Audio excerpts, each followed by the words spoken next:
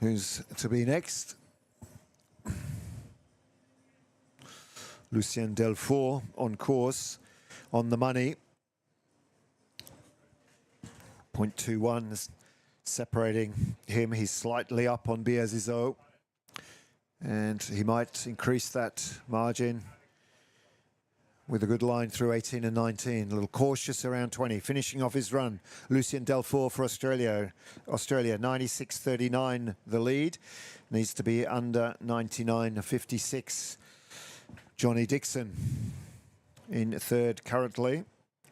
Here comes Delfour through the line. It's a good run. It's going to be close. 96.12. So Delfour takes the lead provisionally. Judging to come. And through to the final, a 12-boat final. So 3 qualifiers: Delfour, Biazizo, Da Costa, Australia, France, and Belgium. Who's next? Is it Dixon or Madouret?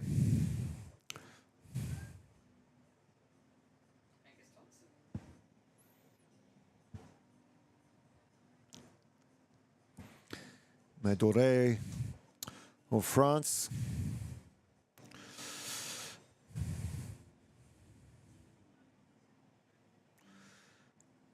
Very good around 12, a tight line, but pays the price and has to spin out on 13. Time lost for Madouret. The split time will tell the story. A couple of seconds adrift at least. 2.26 down on Delfour, but the margin between Da Costa and Dixon is almost 3 seconds, so there is place there for someone to slot in, and that could be Madouret. Came here in 2014 for the first time. Junior under 23 World Championships. And through to the finish for Madouret. Under 100. And a good effort from the Frenchman. 99.27 through to the final provisionally, if he's clean. And Dixon in 5th, still hanging on. Then it's Thompson and Butcher. So the bubble, the time to beat, 99.56 for David Lorente.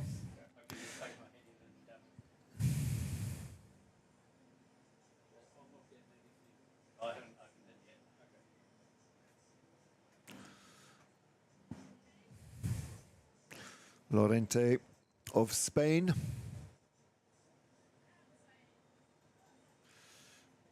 Very strong, athletic member of their team. Little tight on gate 14.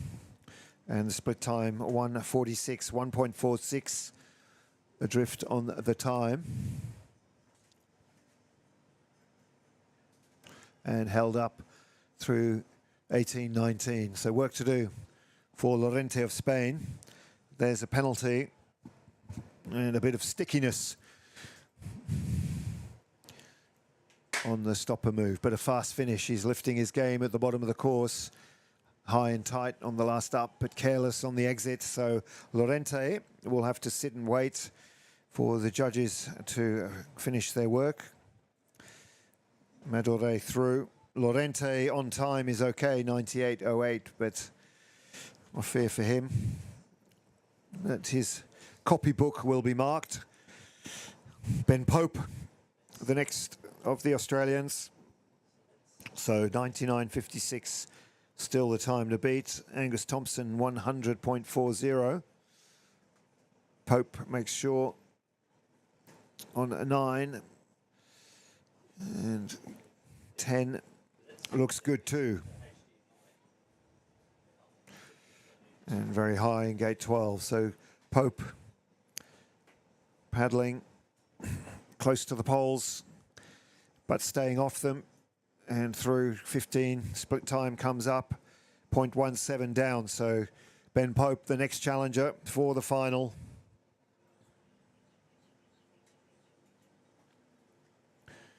Good line. Stayed on top of the water very fast.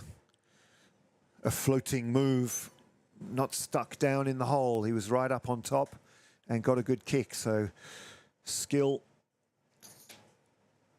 and aptitude at the bottom of the course from Ben Pope. Good finish. This is a good run from Benjamin Pope. He's going to cross into the lead. 94.64 for Ben Pope. Great run from the Australian. Ahead of Delfour in second, 96.12. And Angus Thompson in 8th place provisionally. Of course, judging still to come in. And Lorente has a penalty on gate 14. So he's dropping down, and a 50 on 17. So nothing going for Lorente. Angus Thompson on the bubble. Provisionally, Dixon is in. But we'll wait till we're sure. Here we go, penalties coming through. Well, not coming through for Pope. That's a good sign. It means that he can step off the water feeling comfortable about his lead. 1.48 seconds in front. Ben Pope through to the final. Next up on course and on the money, it's Jan Rower of Switzerland.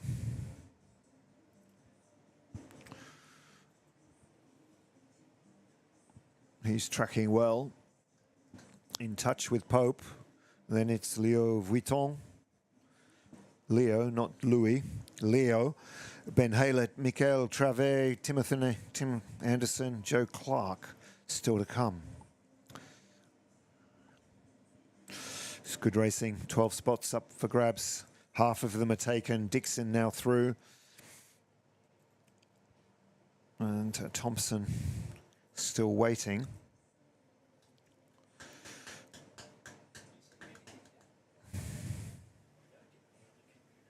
(97.52), 5th place for Jan Rower on time.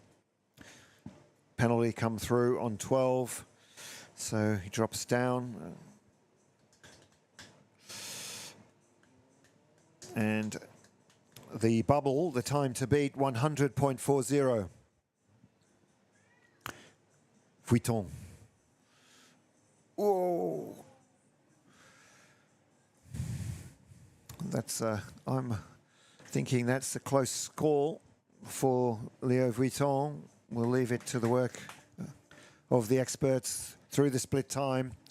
Nothing in it between Benjamin Pope and Leo Vuitton. Neck and neck. Bib number 14. Little slow on the exit out of gate 20. A lot of these international athletes over here not really in tune with race tempo. Here for training. So slipping away for Vuitton. Touch on the last gate, no doubt about that. Can call that from the screen. He dips for the line, but 99.28. 6th place without the penalties, but there's at least one to be added. And that will drop him down. Ben Haylett, Great Britain. Haylett, Travet, Anderson, Clark, 4 boats to go. Thompson through. So for Australia, we have Pope, Delfour, and Thompson through to the final. Joined by Biazizot from France, Da Costa from Belgium, Rower of Switzerland, Dixon of Great Britain, Butcher in waiting. So 100.75, the target for Ben Haylett. He's up on what he needs to do. And that's a good sign for Haylett. Fastest top split we've seen.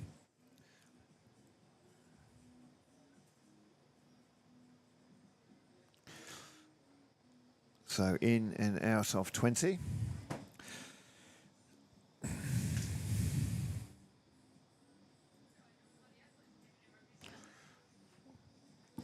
Strong finish from the British paddler. Ben Haylett coming through, 94.64, the time to beat. He's just outside, 94.84 into second. Waiting for the scores. Butcher must wait. 3 places left at the table. Travet, Anderson, and Clark. If I'm Finn Butcher, I'm sweating. But there's hope yet. Full of surprises. Tight moves at the top to master. Keeping the boat run on. It's not easy. Not easy to find your best racing speed in January. The Australians have to do it to qualify for teams. And the internationals are looking for a smooth run using the water, staving off the lactic acid that they're not ready for. But Travet showing good skill. He's in touch. So the margin from the lead is about 6 seconds. So time in hand for Travet if he can stay clean and have a good run through the bottom section. Gate 20. Nice little upstream move on the back of the stopper. Familiar type of move for athletes in Spain. Drops off the wave a little bit, but not too bad. Travet through to the finish. He's going to be under the 100. So good run for the Spaniard. 98.77 into 6th position. So Pope, Australia leads from Haylett, Great Britain. Delfour, Australia in 3rd. 1, 2 and 3. The bubble, Butcher, still on the bubble. 100.75 for Tim Anderson and Joe Clark.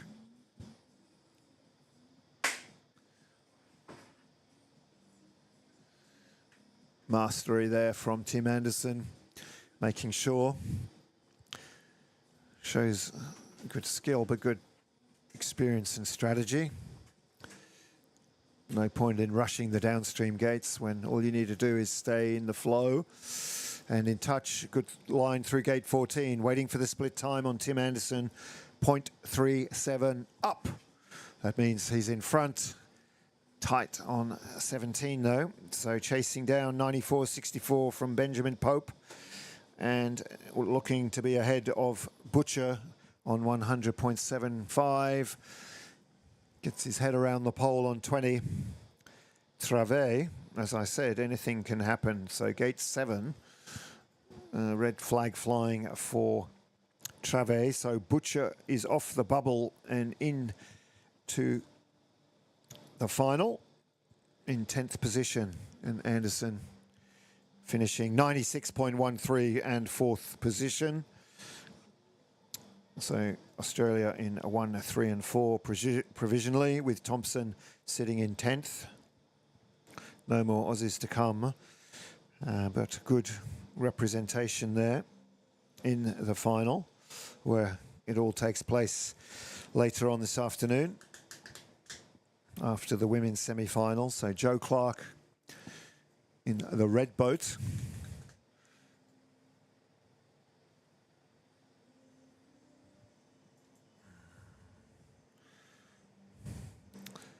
Rio Olympic champion. He's been world champion, is world champion. He's wearing bib number 1 for a reason. He's the highest ranked athlete here, but he's just clipping a couple of gates and needs to pay attention. He might be up slightly on the split, but those seconds add up. 6 seconds is all he's got in hand to beat Anatole Delassou, who sits in 12th on 101.28. So Clark needs to pay a bit of attention. But I think he's got it in hand. Through the finish, he'll be under 100 on at least the raw time, 96.45. And let's see what the judges have to say about that run and what they might add. Delassou, 101.28. is out. Gail Addison in 12th, so penalties coming Clark's way, I fear. He sits in 6th, a touch has been added. So he's on 98.45. What else is coming for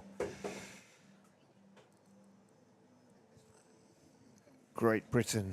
A touch on 17 for Joe Clark, 100.45. He's in 10th. Is there anything more to add? Judges, have your say. 3 gates to go. and then we can call the final.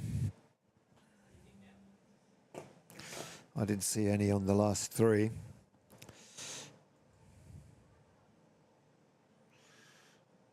And in we go.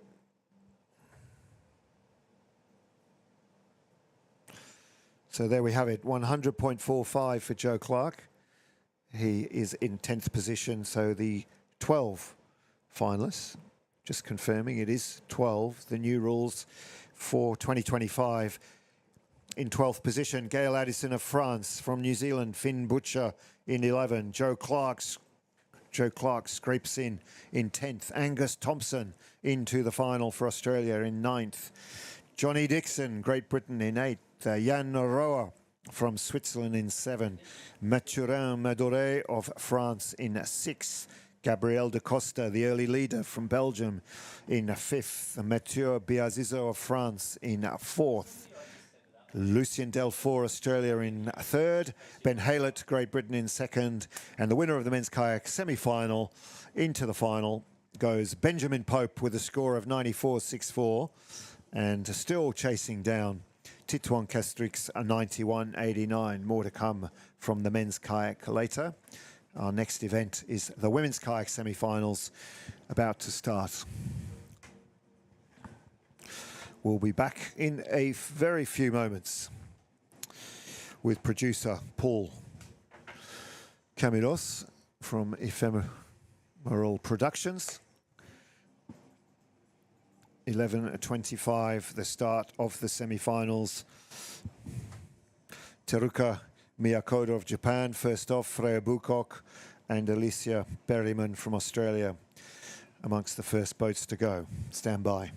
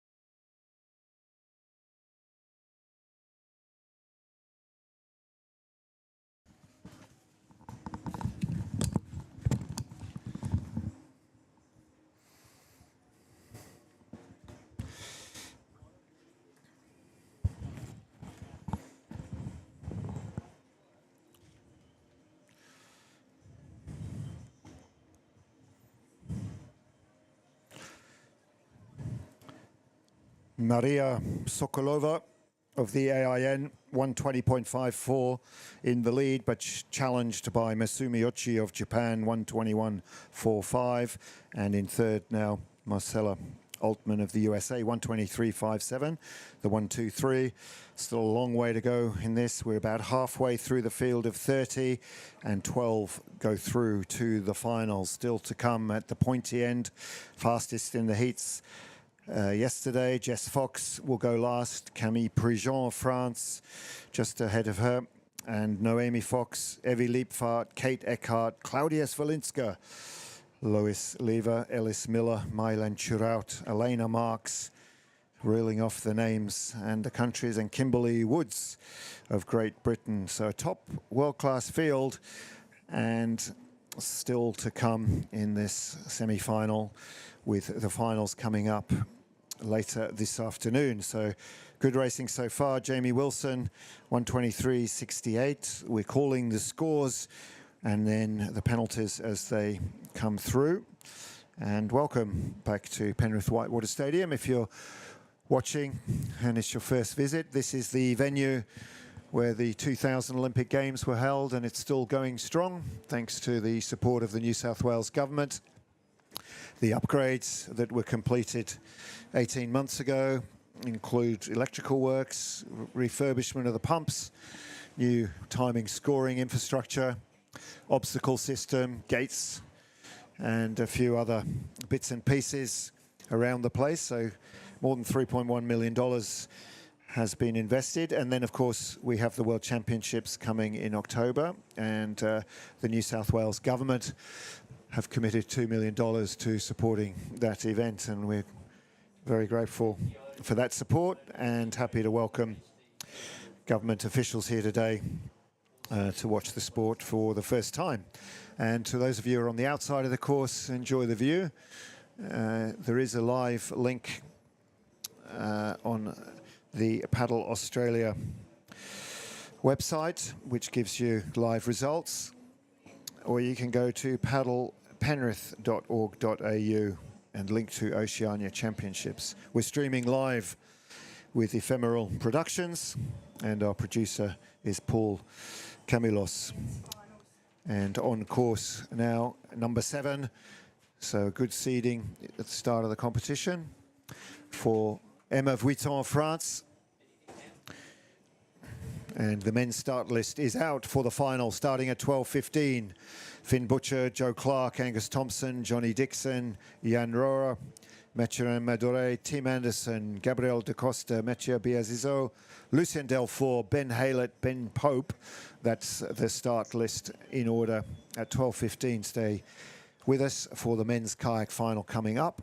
But right now, back to the action. Vuitton, the top of the course, and Lazcano of Spain. Miren Lazcano, 132.36 goes 9th. That won't make it through. The question is 120.54 enough to make the final with these big guns still to come? A non-starter here is Mallory Franklin. Of course, very accomplished world champion and Olympian. Silver medal in Tokyo. But Vuitton, nice and neat and tidy through the bottom section. Good technique. She's 5 seconds up on the split time. And having to spin, lost her line a little bit there, but good plan B from Vuitton. This will be the fastest raw time that we've seen. It'll be sub 110. And subject to the judges, that puts her in good stead, Emma Vuitton, for the final. 109.10, the time to beat. So a good run from France in the form of Emma Vuitton. On course number 20, Sarah Crosby.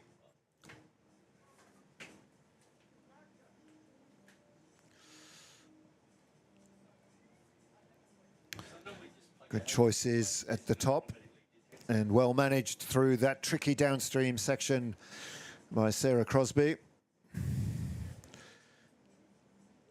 straight out of her Year 12 exams last year into training, moved up to Penrith, and now working her way through, getting out of that eddy at gate 13 and back into the flow. Well, split time coming up puts her in touch with the leaderboard. Perhaps not Vuitton, but the rest of them. 109.1 the lead, but there's a big gap down to Maria Sokolova.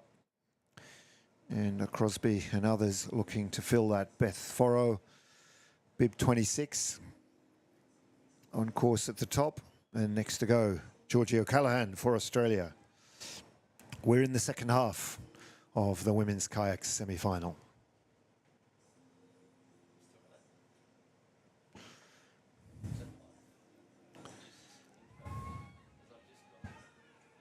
So Crosby away to the finish. Cheers are on for the Australian, and in 1:24.38, Sarah Crosby into 5th position.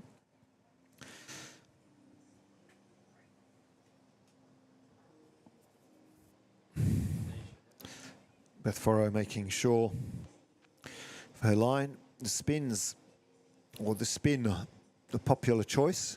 So turning the boat around, holding your position and making sure you get the head and the boat through the gate. Forrow had started well, but struggling to hold a line through this second part of the course. Needing to use the waves 16 to 17, you need to pick up a ride on the diagonal from right to left. And here's another right to left move. That's a bit of a theme. 16 to 17, 18 to 19, and 22 in the mix. They're right to left diagonals. So Forrow picks up 22 to 23, gets a nice ride across. Well, a little bit scrappy at the end, but Beth Forrow through to the finish. She was in touch at the halfway, but it slipped away, and she finishes in 1:21.09, goes 3rd. So still on the leaderboard. A big gap still between Vuitton France and Sokolova of AIN, the independent athlete nation.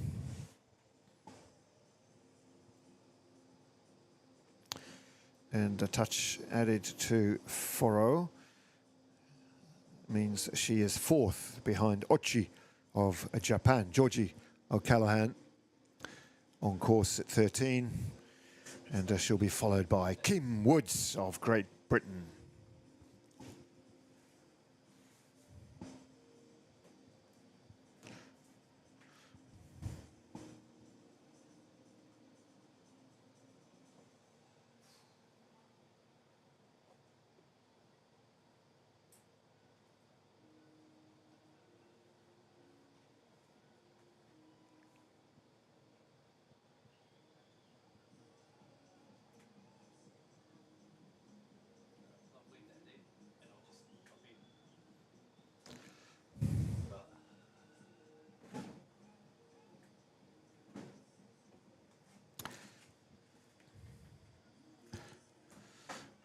So Callahan finishing off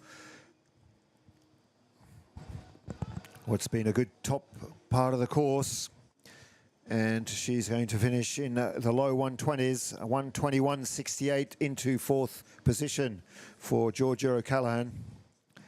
Kim Woods for Great Britain, 9 and 10 done nicely. A touch for O'Callaghan on the last gate means she sits in a 6th position, just ahead of Sarah Crosby.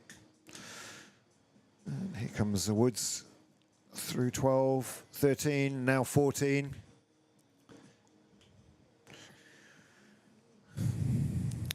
The first of quite a few British paddlers that have made the journey, some staying for longer than others. Of course, they have their own Olympic course at the Lee Valley Whitewater Centre. 2023 World Championships were held there. London 2012 Olympic Games and many World Cups, 2 World Championships. British team training ground where they hone their skills, and the rest of the world comes and hopes they can beat them on the home course, as they do here in Australia. Vuitton leads 109.10. Woods through to the finish, close but just outside, 110.64. And that includes a penalty, so a good time, 108.64 from Kim Woods, as expected, into the final for those two. Emma Vuitton of France, the first to qualify, then Kimberly Woods of Great Britain provisionally.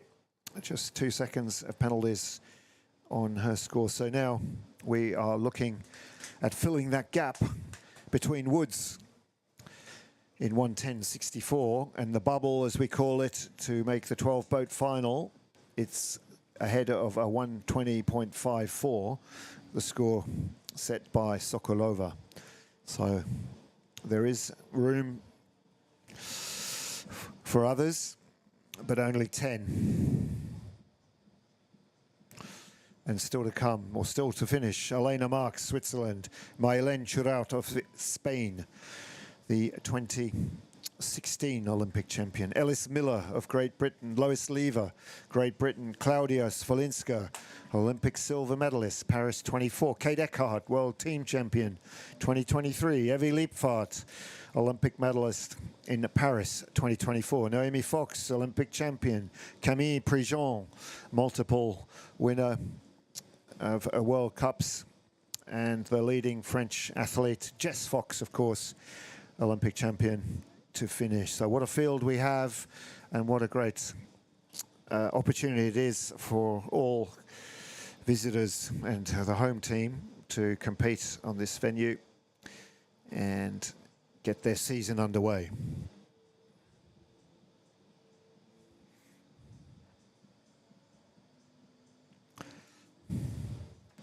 So Marx with more than a challenge ahead. Big time loss through the top section, and too big a gap to make up for on the lower course. We'll pick up Maylen Churaut though. The swinging pole on 12, telling sign. Her speed is good though, 0.7 up on the raw time set by Emma Vuitton. Woods in second, Sokolova in third, now qualified. So 125.4 has made it through the final. Maylen Churaut here in force with the family. Husband and coach Xavier, son, daughter, and here they go.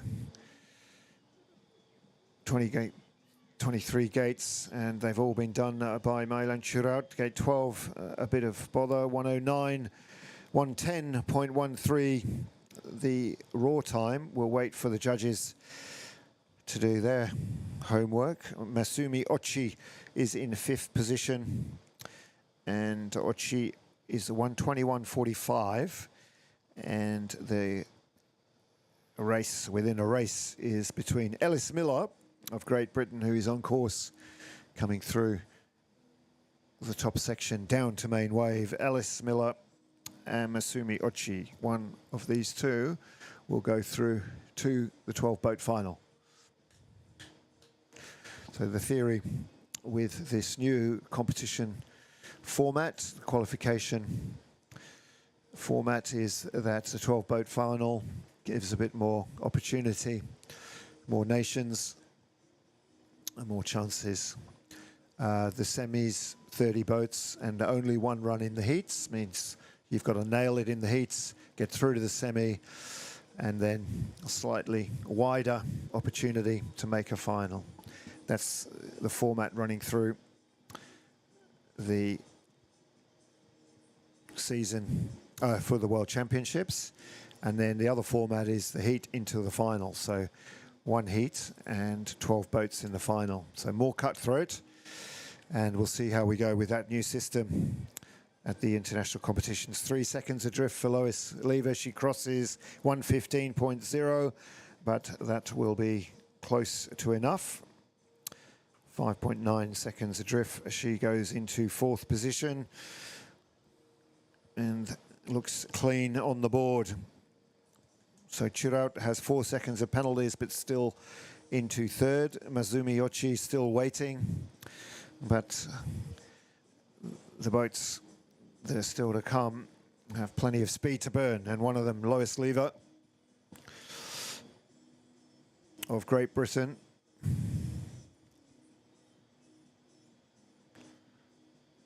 Oopsies, around gate 14, and a little bit of hesitance there, getting spun around, and that's proven costly in terms of time. 5 seconds adrift, but if she maintains a good speed, stays off the poles in the bottom section, time in hand.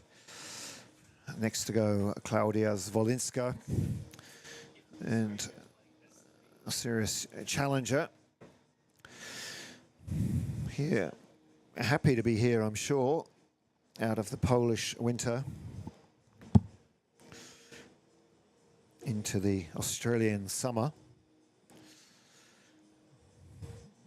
Well, Lever through to the finish. She'll be disappointed with gate 14. The judges have flown a red flag, so a 50-second penalty for Lever means she won't be in the final. Next boat on the line is Beth Forrow of Great Britain, 1:23.09, the time to beat for Zwolinska.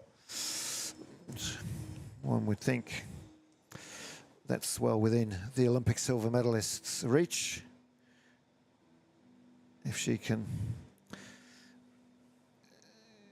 keep her act together. A little bit scrappy around the upstream on the entry at 12, making sure through the next section. So still to come. The 5 boats to follow: Zwolinska, Kate Eckhart, Evie Liepvaart, Noemi Fox, Camille Prigent, and Jess Fox. 6 boats already through. Zwolinska will be the next to finish. She's carrying a penalty from gate 12. She's up on the split by half a second. Notoriously fast.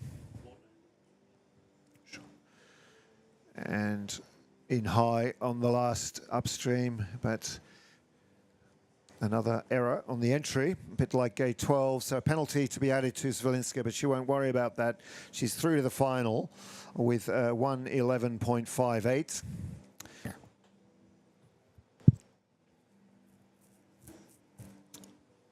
The last gate taking it. Well, yesterday was the same. It was on the other side of the river, and you know, whether it's lack of attention, fatigue, or whatever, but it cops a beating. So Zwolinska into 3rd position, 4 seconds of penalties, 1:11.58. So Vuitton, Woods, Zwolinska 1:23. Beth Forrow in 8th, the bubble 1:23.09. Kate Eckhart, the next challenger, comes around gate 12 onto the wave. So 3 Australians still to finish: Eckhart, Fox, and Fox.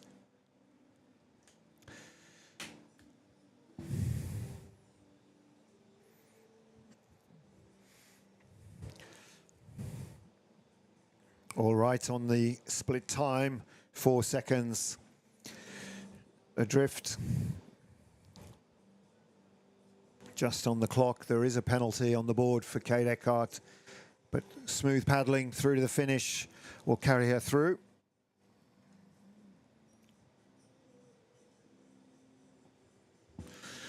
Ducks inside 22, but falls off the wave.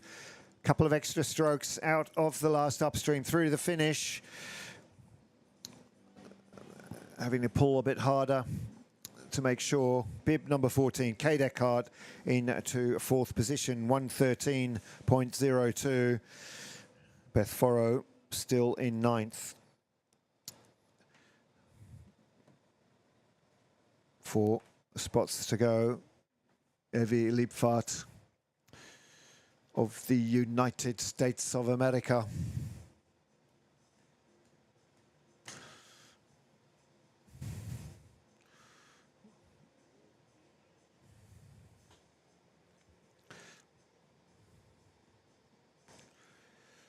Good flow off the wave, 12 to 13. Ooh, a little bit tight on the 14. Eckhart has 4 seconds of penalties, 1:15.02, so a penalty added on 12 and 1:15.02 a total. No worries though for Kate, a 6th position. Leapfart, good split on the clock. Tight and high around the upstream at gate 20. As Leapfart finishes, Naomi Fox gets her run underway with a good first upstream. Leapfart through to the finish, a fast time from the American. And she crosses in 1:06.53. So our new leader from the USA.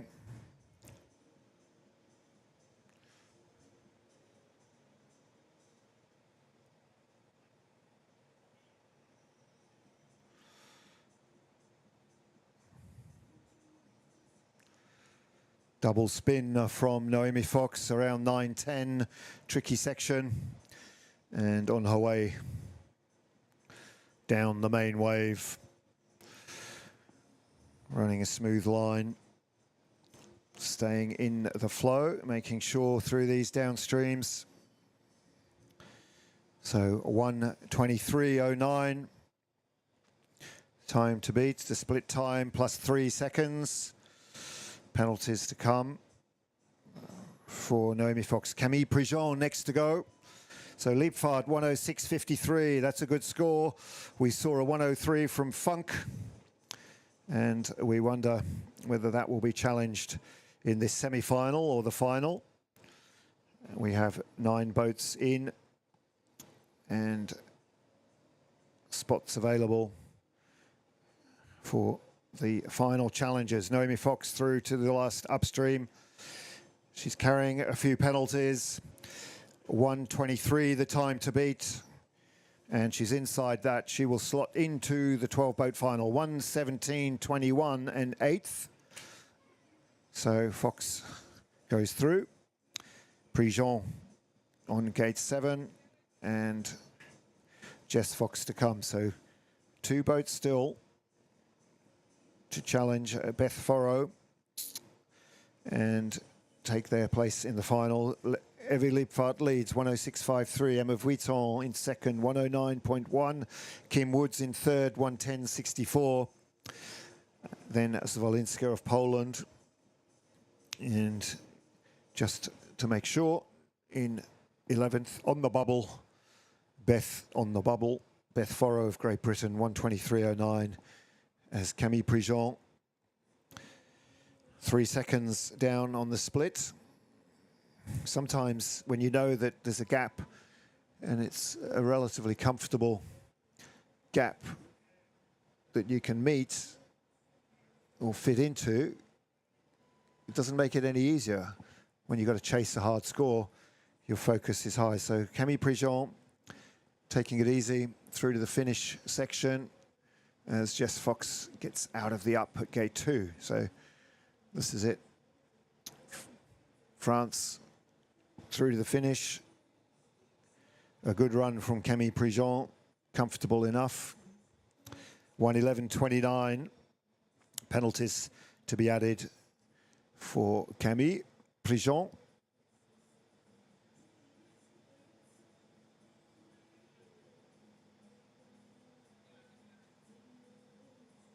Jess Fox makes sure on the spin at gate 10. Forwards through 8 and 9. And through to the upstream. Takes the high entry. Stays off the pole. That's good. And the flick and flow. That's what the athletes are looking for. Stay in that fast water. 4 seconds for Prigent. So 1:15.29 and goes into 8th position. Actually 9th, so she's racked up her penalty count. Prigent, 6 seconds now. So that's still inside. So Jess Fox, just a few gates to go. 2 seconds up on the split. saving a bit of gas. That's going to sting in the final. Many of these athletes have 4 runs today if they go all the way, so a semi and a final in the kayak, and then the same in the canoe. So good run, 106.26 into the lead for Jess Fox, and that completes our lineup for the women's final coming up. So in 12th place, this is provisional, Masumi Ochi of Japan. In 11, Maria Sokolova of the AIN, Camille Prigent of France in 10, Noemi Fox through to the final in 9. She'll start just ahead of Kate Eckhart in 8th position in the semi-final. Ellis Miller, Great Britain, she goes through in 7th. Mailen Churaut of Spain in 6. Claudia Slovenska, Poland in 5. Kimberly Woods of Great Britain in 4. Emma Vuitton, France in 3. Evie Liepvaart, USA in 2. Jess Fox, Australia, 106.26 takes out the women's semi-final. Waiting for confirmation on all scores.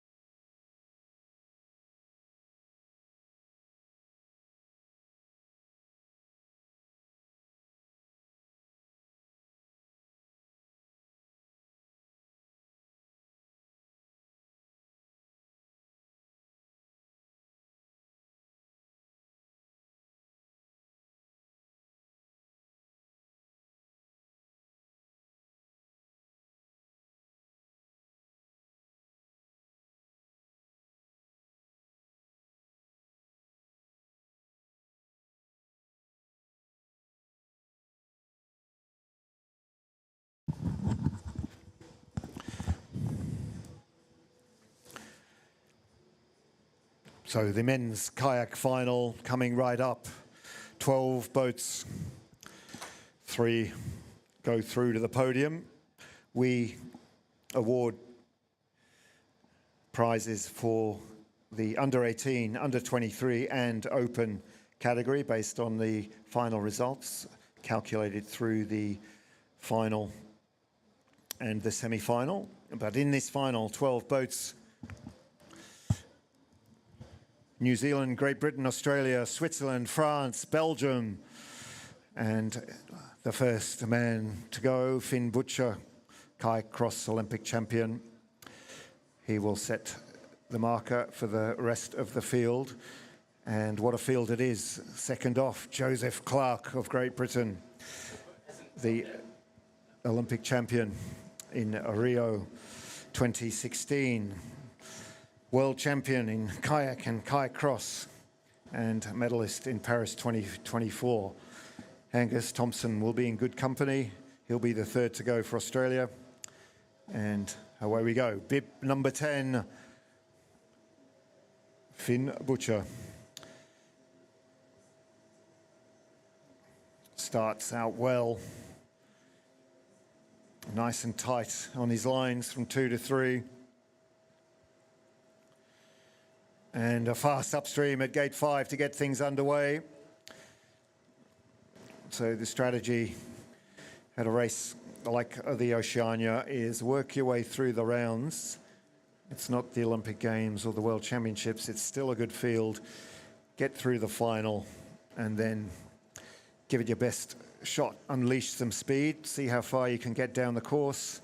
It's a good hit out early on in the season for the internationals selection for the Australians. Butcher is setting a good marker for the rest of the field right through the middle section. The split time coming up will be our point of reference. And still going strong. Butcher on a flyer.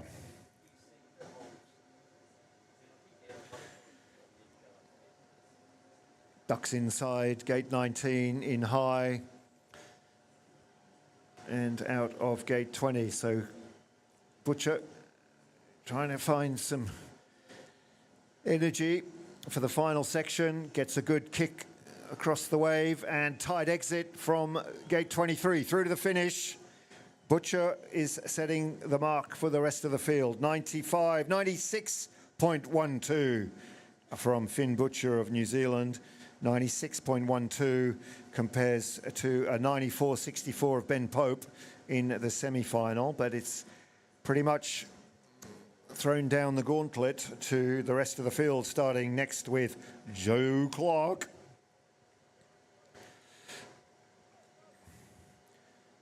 Butcher fast on the top.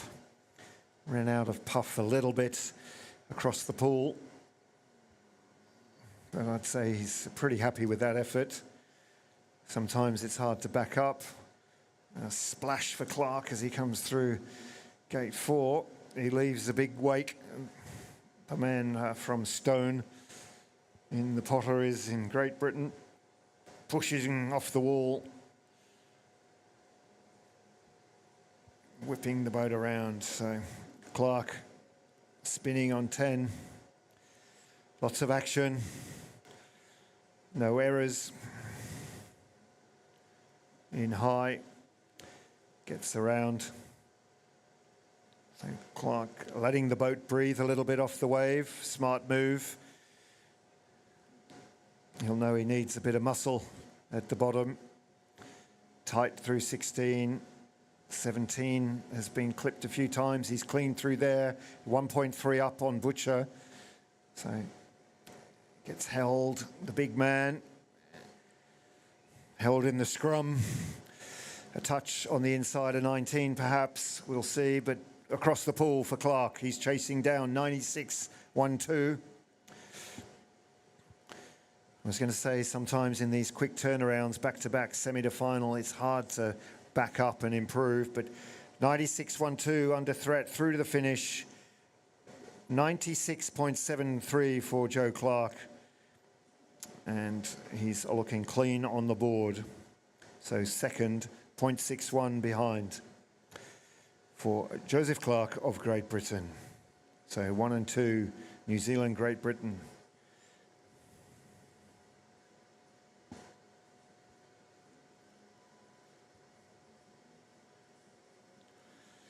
It's a bit like the tennis with the seeding, and great to see Angus Thompson, seeded 24, coming into the race. That's the bib number.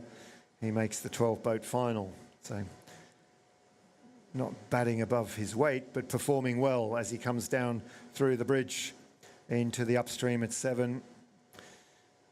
Times his launch well.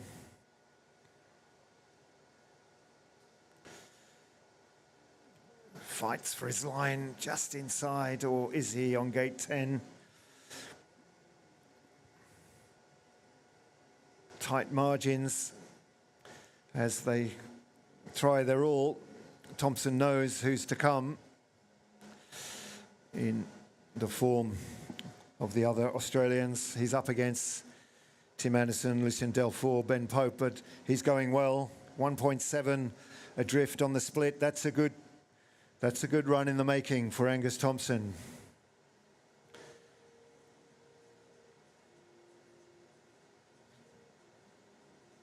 Good turn on the up at 20, gets into the flow, and that gives him a nice boat run into the final section. Down the steps, the little drops, the diagonal stopper. Picks up and has to finish this off. Thompson through and away to the finish. He's outside the lead, but will go into third position. 100.57 for Angus Thompson. That's pretty much on par with his semi-final. He might have hoped for better. The penalty on 10 under the bridge, so 102.57. Might leave him wanting a little more.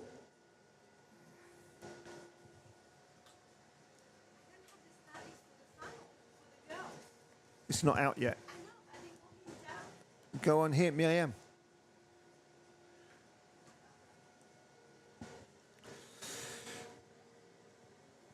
On course now, Johnny Dixon, bib number 8. Paddling to form. He will probably know Joe Clark's score. So, familiar battle, the Battle of Britain these days between the rising stars. Ben Haylett still to come, Johnny Dixon trying to knock Joe Clark off. Clark, a formidable competitor. Dixon picks up the eddy there, that's slow. So a little bit of time lost there. The split time reflects that. 1.73 down.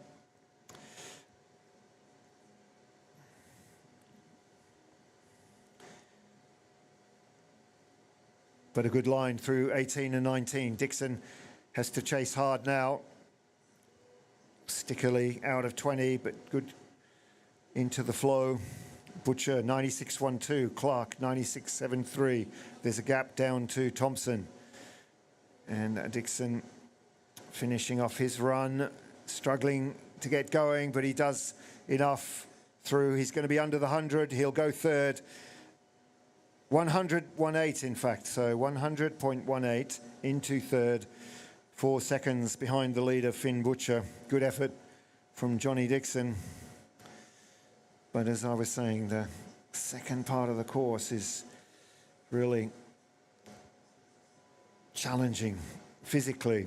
Lactic acid, concentration, you need it all. It's all well to start fast, but you've got to hold it together. And a fast start here from rower of Switzerland.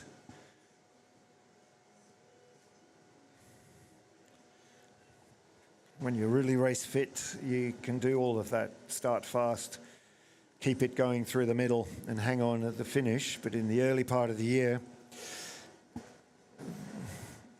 that lactic acid sits in the forearms and around the body.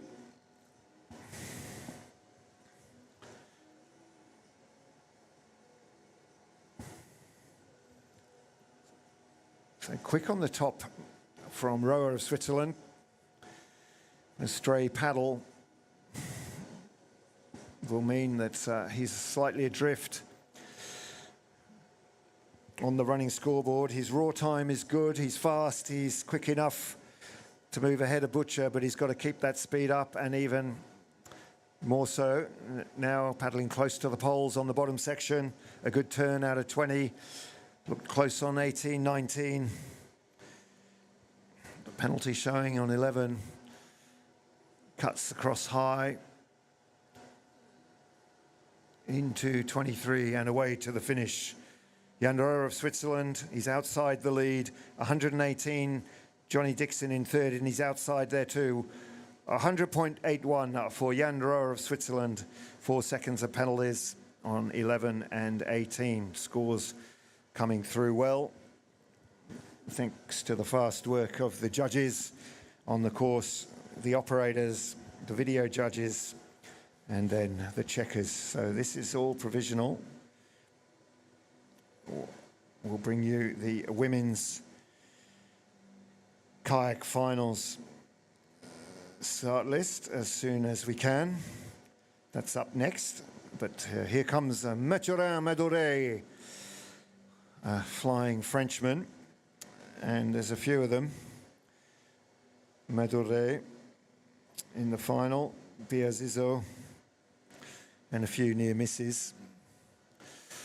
Titouan Castrik, we'll see. Perhaps at the Australian Open, if he hangs around in a few weeks' time. The Olympic silver medalist, but Madurai and Biazizo, accomplished racers in their own right. Here comes Madurai, very fast and high into 12. And good speed off the wave. Having to check into 14. Split time is good, up 0.8.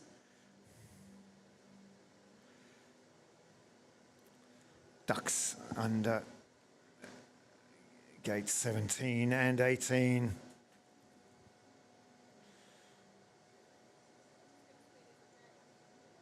And away we go, Mathurin Madurai into the final section. Paddling well. Is this a fight for the lead? 96.12, the time to beat. He's going to be close. A penalty's popped up. He's just outside 96.87. A good raw time, 94.87. A 2-second penalty on gate 13. And a few more gates to check. So 13 was, and yes, unfortunately, gate 22, a penalty added, 98.87. So into third with 4 seconds of penalties for Madurai of France. So there's room for others, including the Australians still to come, Anderson, Delfour and Pope. Here comes Anderson, crisply through the top, whipping it around gate 5, keeping the boat light and high on the water. Good crisp paddling.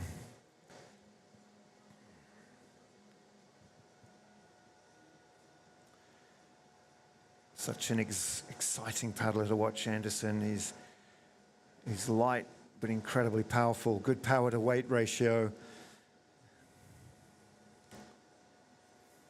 And he's comfortable on the tight lines.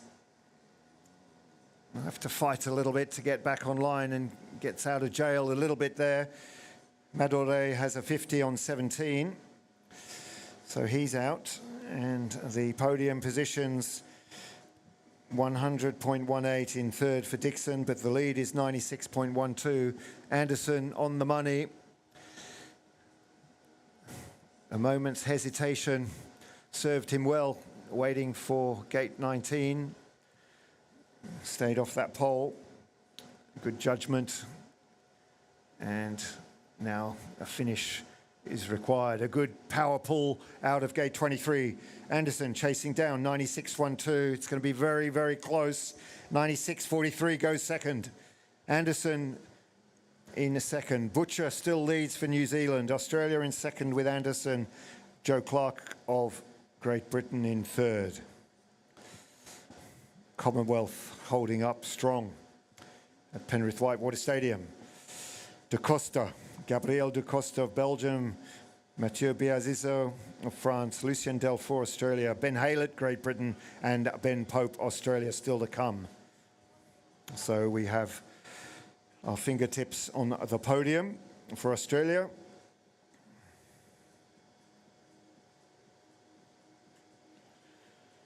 But still room for others to come in, and 96.12 is doable. That's what they're thinking in the start pool.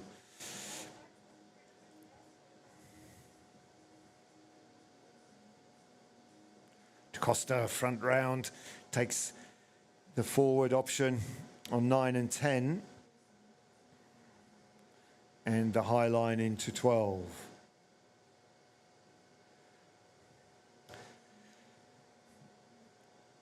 made a better job of that than some of the others, kept a good flow on the boat.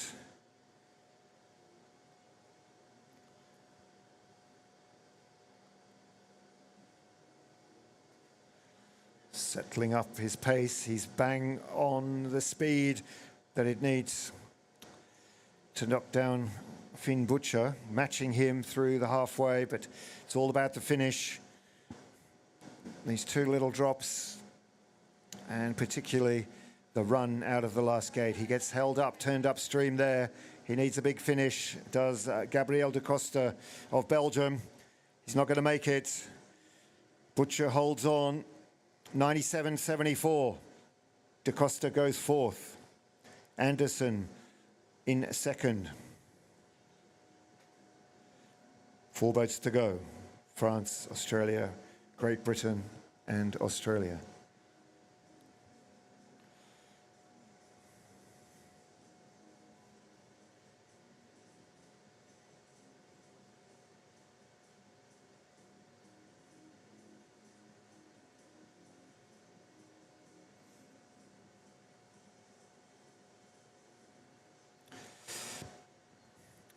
So Biazizo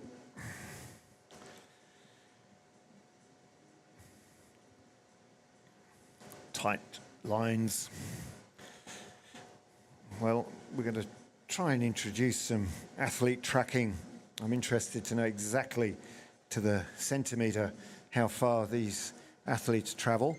Some take very tight lines like Biazizo, not much room for error.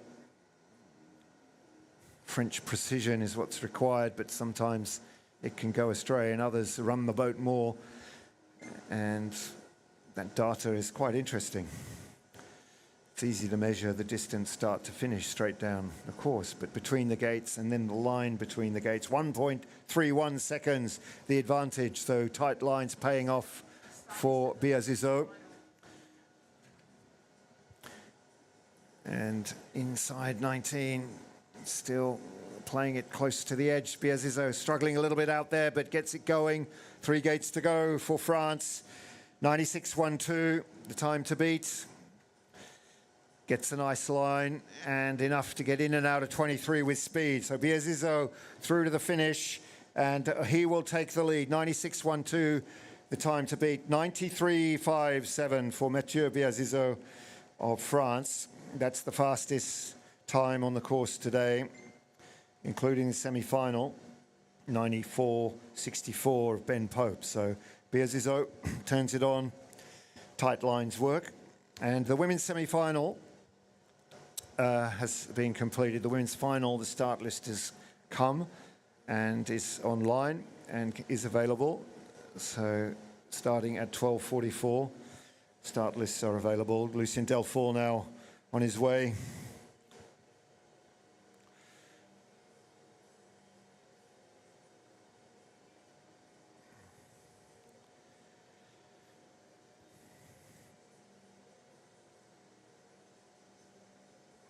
Knows this course better than anyone. Knows the options and takes the spin option on gate 10. So smooth, solid start for Delfour. So he runs the boat around 12. Now let's watch him turn it on through the middle, gets good flow off the wave. This split time will be telling. Biazizo, the marker, and he's on the money. Delfour, and I'd say he has energy to burn. Pacing this run really well. Gets good lift, beautiful line through 18-19, and scrambles out of 20, but tight lines it is for Lucien Delfour. 93.57 from Biazizo. The race between the Australians, though, very much part of this.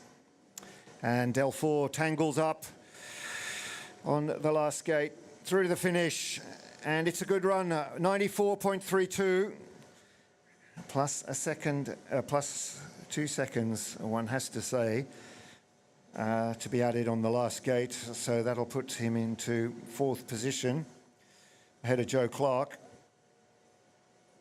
96.32.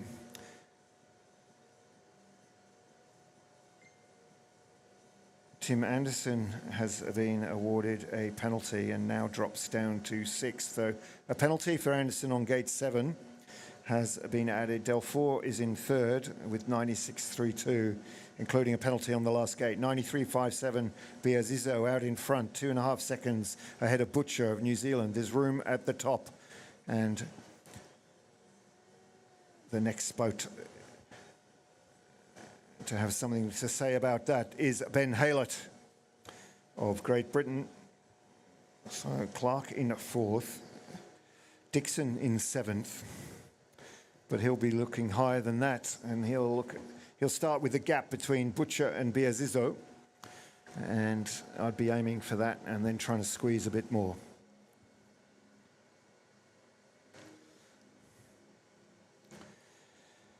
So 2 boats to go. The men's kayak final, 12 boats chasing the podium, and with it ICF ranking points and, who knows, a boomerang or whatever we have to offer at these Oceania Championships as a prize. Upstream at gate 20. Nicely done by Haylett. He was 1.8 down on the split. So he wants to make sure he doesn't lose any more time off the lead, and a little bit sluggish around the final up, unfortunately, for Haylett.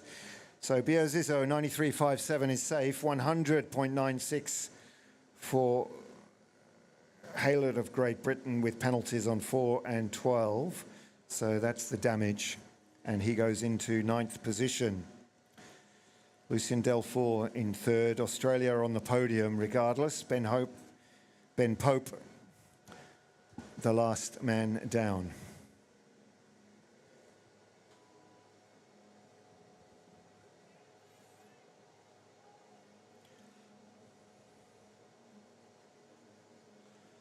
So Benjamin Pope, what a cracking run in the semi-final to take him into this position to be the last man down.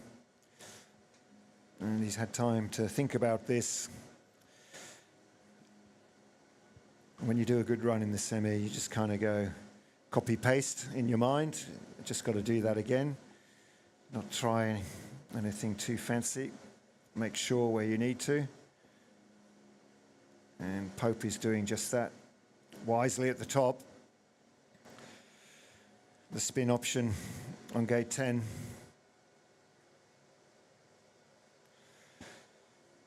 A brave high line on 12. So good paddling, gets the run through 13 and 14. So Ben Pope pacing this run well, going fast. The split time, though, shows he's a little adrift, 3.8. So some work to be done. He nailed this on the first run, 18.19. Checks the line a little bit. 4 gates to go. Nicely done on the upstream. Delfour, 96.32 in 3rd. Is there room for another Aussie? Well, that will push Delfour off. In fact, here comes Pope through the finish. It's tight. 98, 99.45, 7th for Ben Pope. So Delfour, Tim Anderson, Ben Pope for Australia, but no doubt about the winner here. 2.5 seconds ahead of the field. Mathieu Biazizo of France, 93.57. What a great run from the Frenchman. Cut the corners, stayed out of trouble, and kept it going through to the finish. Finn Butcher of New Zealand, the first man down, as so often is the case, makes his way to the podium. So Butcher's done that. 2nd place for New Zealand, 96.12. And Lucien Delfour for Australia in 3rd, 96.32. Joe Clark, Great Britain in 4th. Gabriel da Costa, Belgium, 5. Tim Anderson in 6. Johnny Dixon in 7 for Great Britain. Jan Rowe of Switzerland, 8. Ben Haylett, Great Britain in 9. Ben Pope, Australia, a penalty added. He's now in 10th position, 101.45. Angus Thompson, Australia, 11. And rounding out the field, unfortunately, Madure had a 50-second penalty in 12th, Mathieu and Madure, France. So provisional results, men's kayak final, and we will be back almost immediately with the women's kayak finals. So stay with us for that. And the start list starting at 12:44 in 3 minutes' time. The women's final, Masumi Ochi of Japan will kick off proceedings. And we have 4 under-23 athletes in this final, including the second to start, Maria Sokolova of AIN, the independent athlete nation. Camille Préjean of France will be third to go. She's seeded internationally, world ranked number 7, so a formidable competitor from France. Then Noemi Fox from Australia, ranked 25th in the world in this event, kayak slalom. Kate Eckhart to follow in fifth to start. Ellis Miller of Great Britain, and then Maylen Churaut of Spain, the 2016 Olympic champion. Klaudia Zvolinska, Poland, will be 8th to start. The silver medalist from Paris. Kimberly Woods, medalist from Paris in kayak and in kayak cross. Emma Vuitton of France will be 10th to go. Evie Liepvaart, second to last to start, of the USA, Olympic medalist in Paris 24 in canoe. And Jess Fox, of course, double medalist, last to start, the winner of the semi-final. So great field, international field, 2-minute intervals. We'll be back in a minute.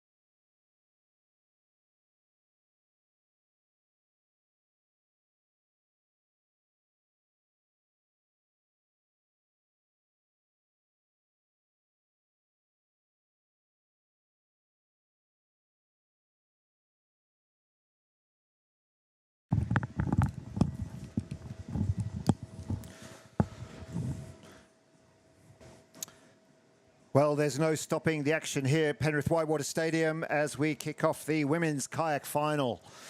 Just seemed like a few minutes ago we were rounding out the semi-finals, and they're back into it. This is Masumi Ochi of Japan, the first of 12 athletes in this final.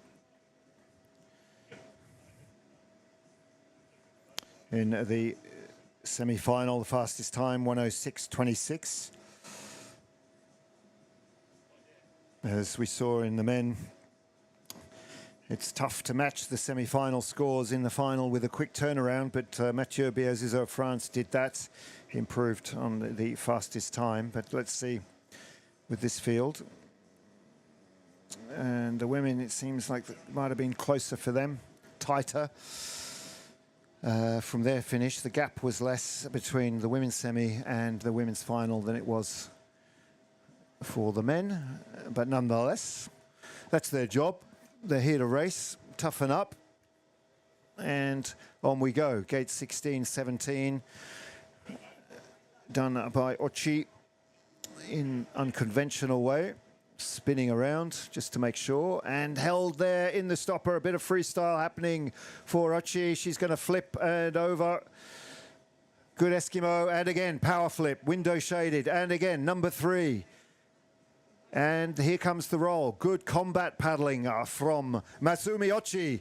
And she's still in trouble. That's number 2, by the way, as she will remember this run. Good courage and resilience. Let's capture that clip. It's Instagrammable. But what's amazing are the skills you learn when you paddle on these whitewater channels, how to get out of trouble.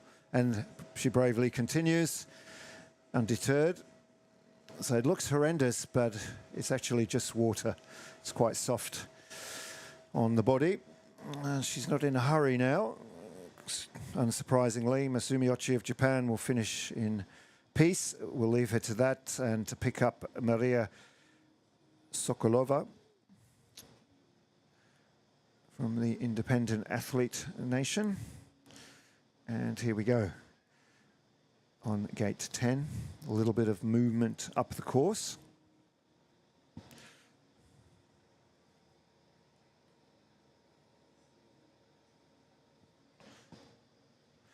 When I say movement up the course, it's either a breeze blowing or there's been some activity around the poles.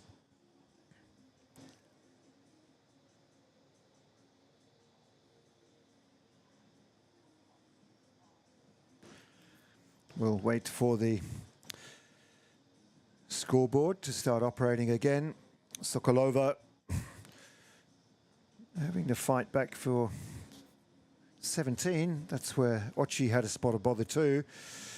But she makes a better job of the surf between 18 and 19. It's quite hard to find that sweet spot where you jump on top of the water and you fly across. Easy to get stuck in that type. Well, Sokolova taking the long road to the last gate and then picking up a touch on the way, so not her best work, I'm sure, but away she comes through to the finish. She will take the lead nonetheless, as Camille Prigent of France begins her race run in this women's kayak final.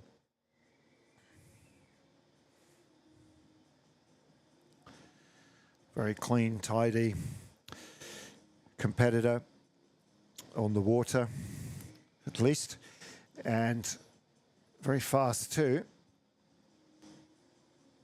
There's great connection through the paddle. It's all about connection. Catch the water, transfer energy, move the boat forward. You can see the tempo there. Camille Prigent comes out of the tight section, picks up her pace down the drop into the main wave, and through the downs into the middle section.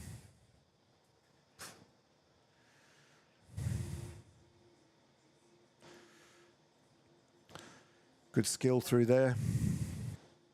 16 and 17, lifts.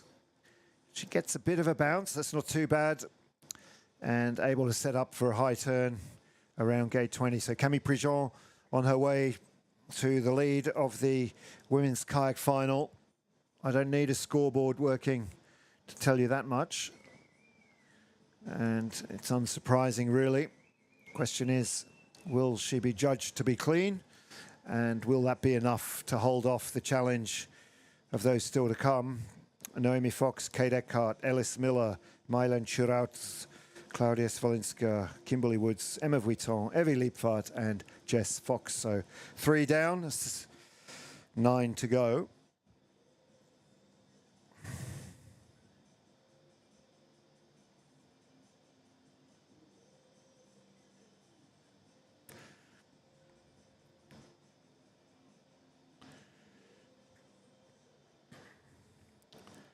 Fox away well. Even without gates, that top section is a bit bumpy, getting down from the start through to the first upstream. Got to try and get dry lines. And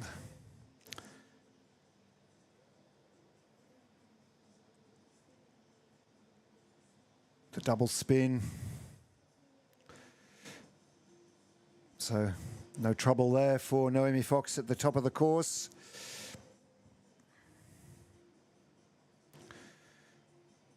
Runs the boat around 12 well. And good speed through 12 and 13 and 14. So into the middle section.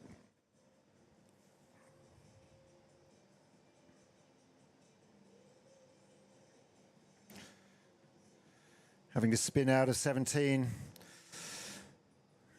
That wave, not always the kind wave you want it to be to pick you up.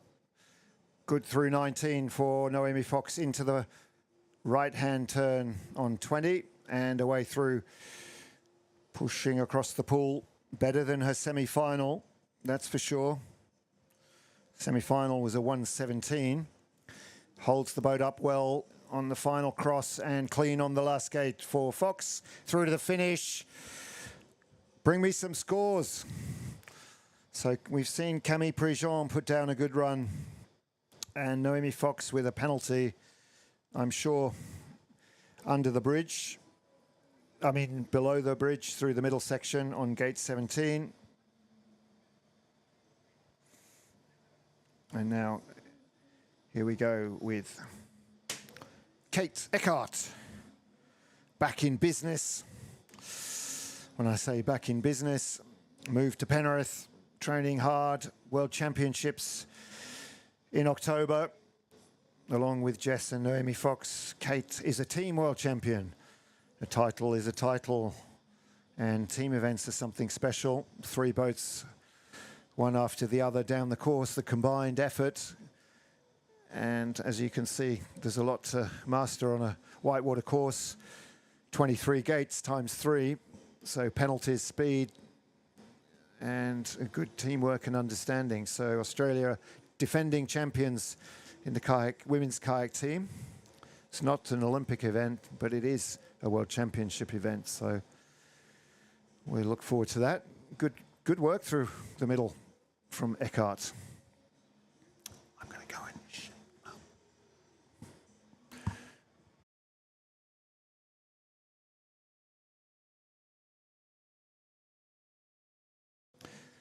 So we are back with scores, and Camille Prigent 109.47, just ahead of Naomi Fox with 110.02, so tight at the top. And we saw Sokolova and Ochi in difficulty, so a big gap there. But Kate Eckhart 1.6 down on the split, flying into the last upstream, so a tight race. And the challenge is on. Eckhart chasing down 109.47 from Prigent. And through to the finish, 110.24 goes third. So just 0.2 of a second behind Naomi Fox. And the race is on. 4 seconds of penalties for Kate Eckhart. Gate 5 and a gate 20. Thank you to the technicians for bringing back digital technology and keeping us well informed. So a reminder from the semi, 106.26 was Jess Fox, and Emma Vuitton was third with 109.10. So we're floating around those times on the podium at the moment. We talked about how hard it is to back up and repeat a good performance and recover enough, flush out the lactic acid, refresh the mind, hydrate. a little coffee from Underground Coffee. I'd be going for a double espresso if I was out there, before, during and after. Is that legal even? I don't know. But definitely something to enjoy. Ground locally by Underground Coffee Roasters. Great to have them on course with authentic French croissant. Bib 24 it is. Ellis Miller on course. 3.3 seconds adrift on the split. And a penalty on gate 12.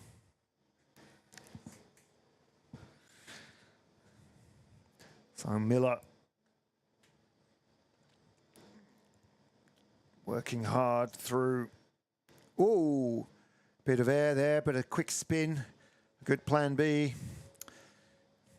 And unfortunately a little low into the final upstream with the split time through the middle. That error on the bottom, Miller finishing up outside of podium potential, 1:18.34 into fourth place nonetheless, as Olympic champion from Rio,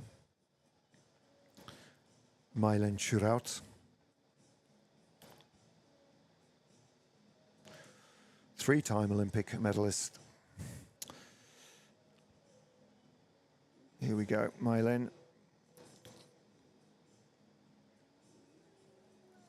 Yeah, doing what it takes through the top, making sure.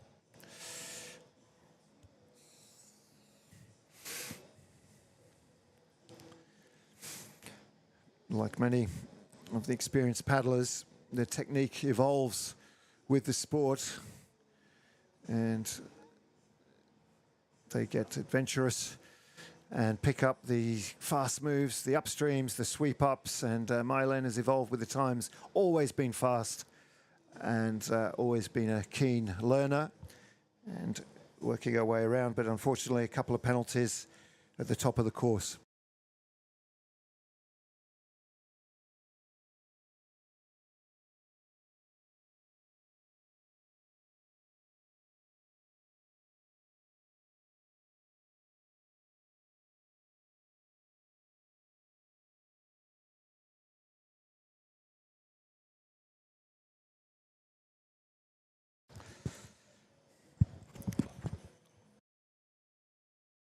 For Mailen Schuraut on the top of the course, and a little adrift on the time, so not the challenger. For the 1:09.47 from Camille Prigent, France, in first position. Naomi Fox, Australia, in second, half a second behind. And then is Kate Eckhart in third with a 1:12.24. Schuraut goes into fourth, 1:15.07. Now, that was a good time, though, 1:09.07. She cleaned up her act from 14 to the finish, but 3 touches too costly for Mailen and into fourth. So Prigent, France, holds on. As Klaudia Swolinska will take up the challenge. A fast paddler, beautiful to watch. Great connectivity on the water, good feeling. The double spin.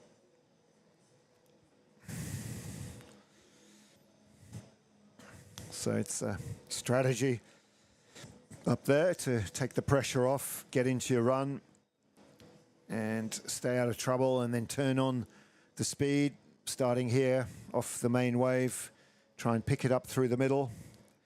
Coming up to the marker, Swolinska versus Prigent, the halfway. And Swolinska well out in front by some margin, but a big hit on 17 will mean that she's got to carry that with her to the finish and onto the scoreboard. 2 seconds for a touch, and gate 20. A little tight too, so started well, looking promising, and now Swolinska having to manage this run out and stay out of trouble through the final section.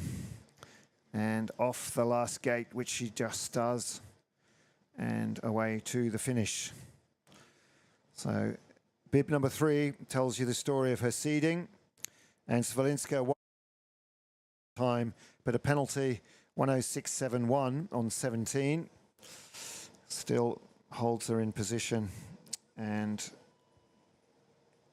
a penalty on 20 means she is 108.71, but still enough for the lead from Klaudia Svalinska. So I said she has speed, and she's a very deceptive racer. Keeps the boat moving well, not a high rep, not a busy paddler, a little clumsy, it turns out, in a few places, but an impressive raw time, and it has the lead for the moment. Still to come, Woods, Vuitton, Liepvaart and Fox. And here it's Kimberly Woods of Great Britain. Forwards and reverse.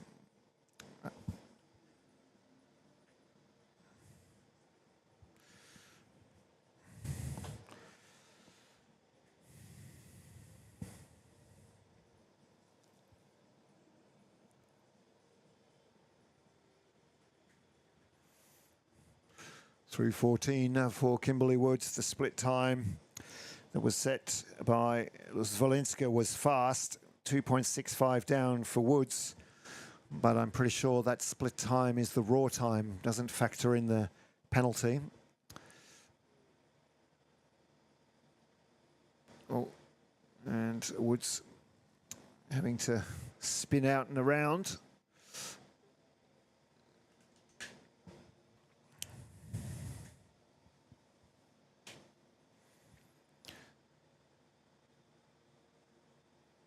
Nice line into gate 23 for Kimberly Woods of Great Britain. Time ticking for Woods, and she crosses the line outside the podium, 1:11.42, and a penalty to come, 1:13.42 for Kim Woods. That was on 19, so that stopper move, 18:19, her undoing in time and in penalties. But here comes number 7, Emma Vuitton.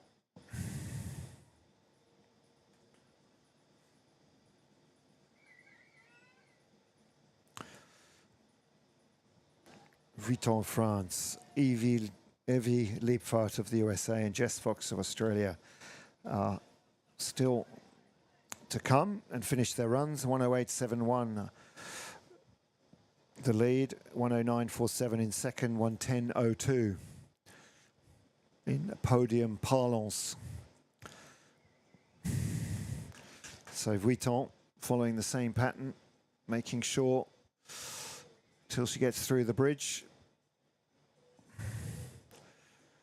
Didn't quite get the flick right there, so lost time and struggling to get the boat going. So that will be reflected now in the split time. Emma Vuitton is down by 5.6, and that means she better get a move on. Allez la France through this final section.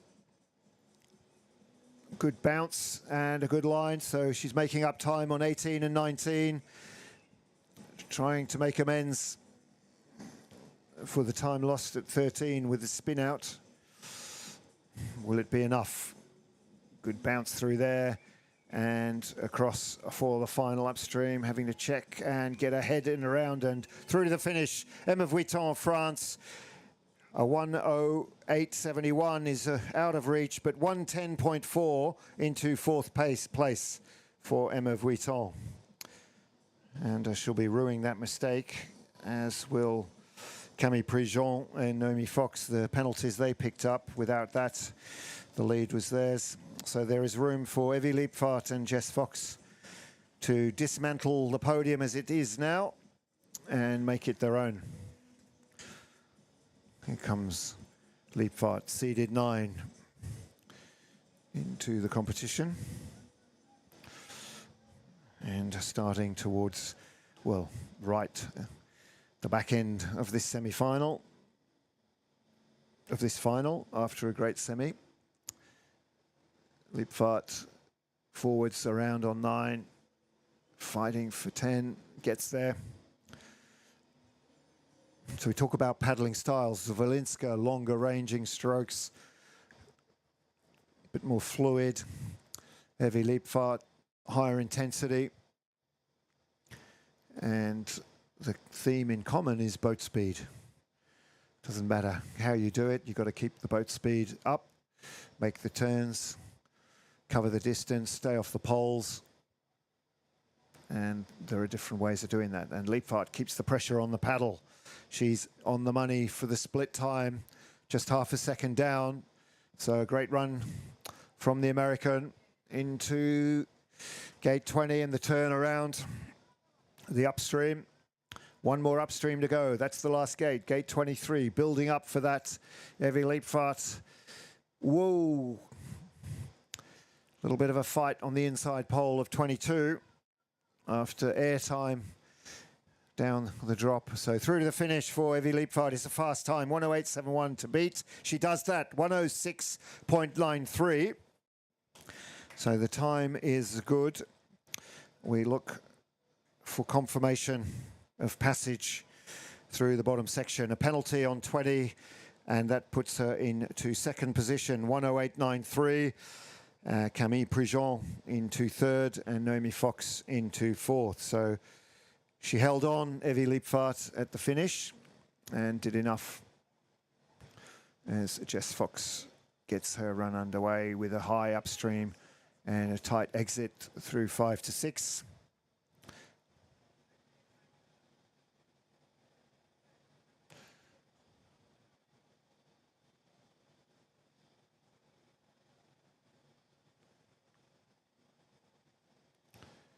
And good lines, 8, 9, 10, stayed on the inside of each of those downstream gates.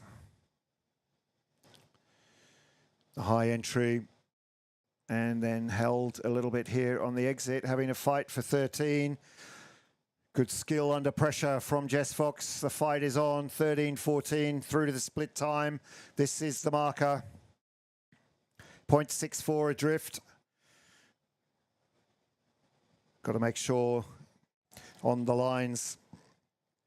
Here is the drop. There we go. Good line through 19. And out of the up on 20. So through to the finish, down the steps. Pick up the wave. Here we go. Speed through the first drop, into the second drop, and high and tight and away from the last upstream. Through to the finish, 108.71 to beat Svolinska in the lead. Fox comes through, 103, 104.41. And that is the fastest time in this women's final. And it's looking good on the scoreboard for Australia. Jess Fox takes out the women's kayak final with a 104.41. Klaudia Svolinska of Poland in a second, 108.71.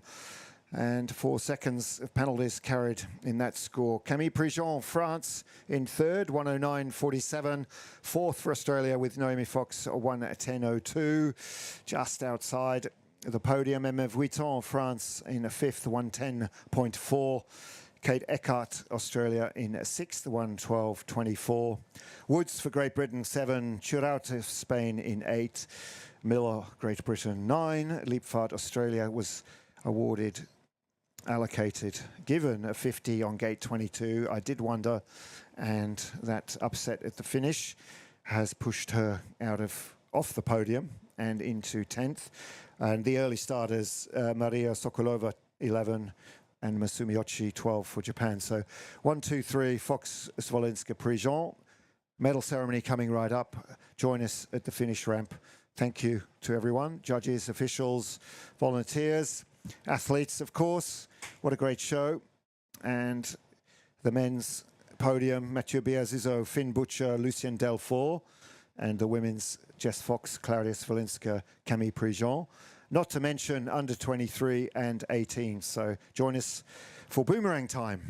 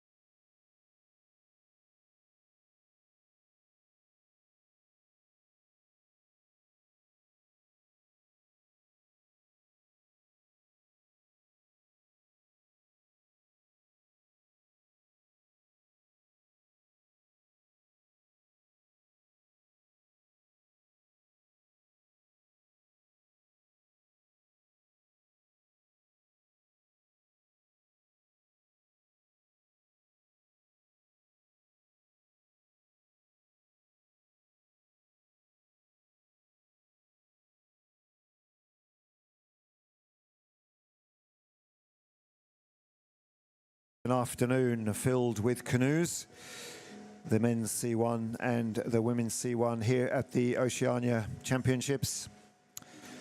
First up, the semi-final, 30 boats at the start, 12 to go through. And this will be followed by the women's semi-final, and quick on the bat. Off the back of that will be the finals. So in the starter pool, we can see athletes warming up. And the first few to go: Kaylin Bassett, Rika Harris, Charlie Shamir, Savan Bio, Fergus Paige Brown, James Stamp. So lots of doublers, let's say, from the kayak event. And will be interesting to see how they go in the semi-final against the likes of Adam Burgess, the fastest man down the course yesterday in the heats, Anatole Delassou, the canoe kayaker.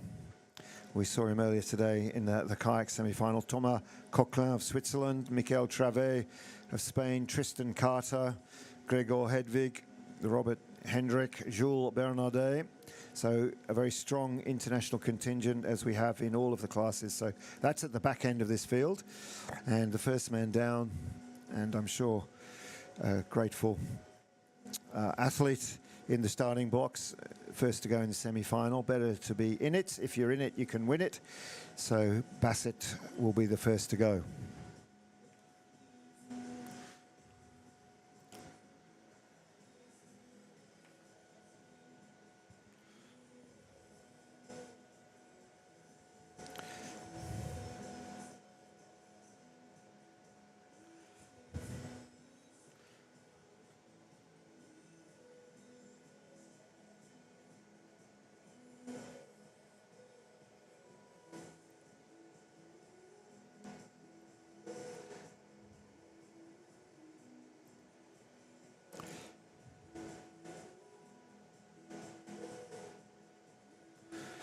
And away we go. First run will be on the board very soon.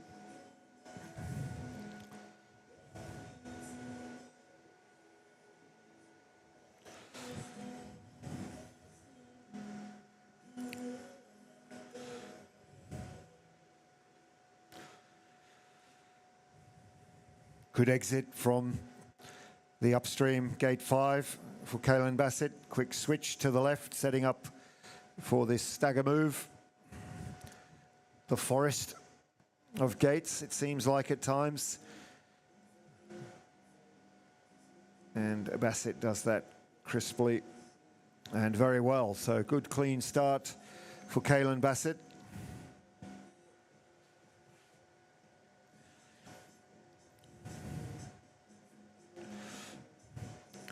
B1 and B2. Kaylin Bassett being B1, and B2 later in the field will be Lachlan Bassett.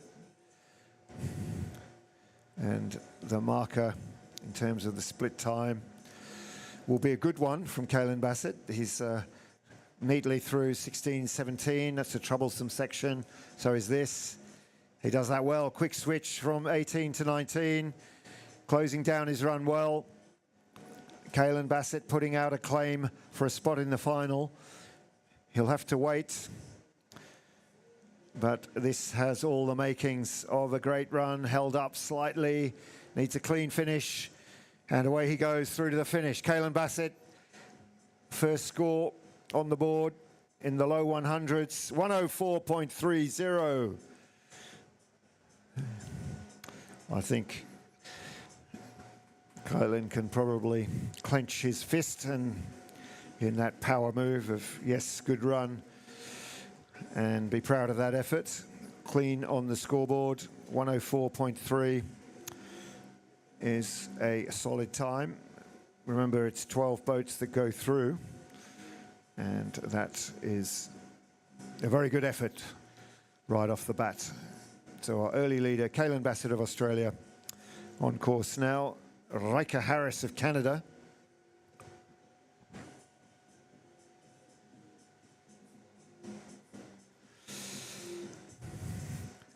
He got into a spot of bother up the top.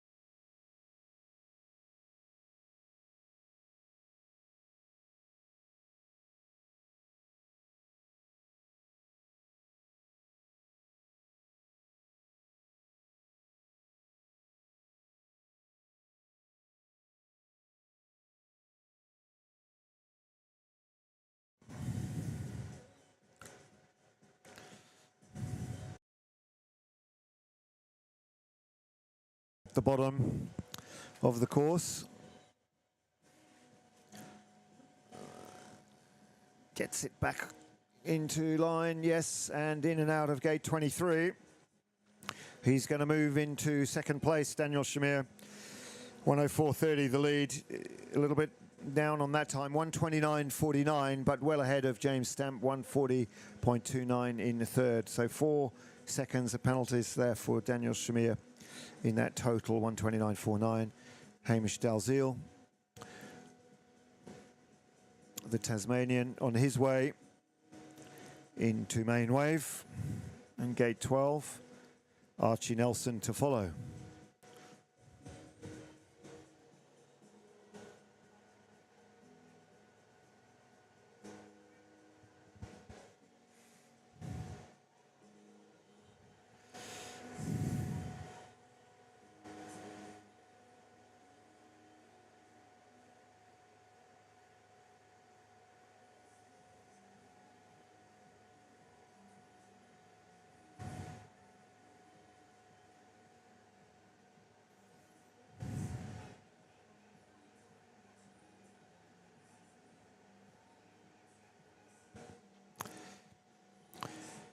Hamish Dalziel, as I was about to say, going so well, gets tangled up in gate 20.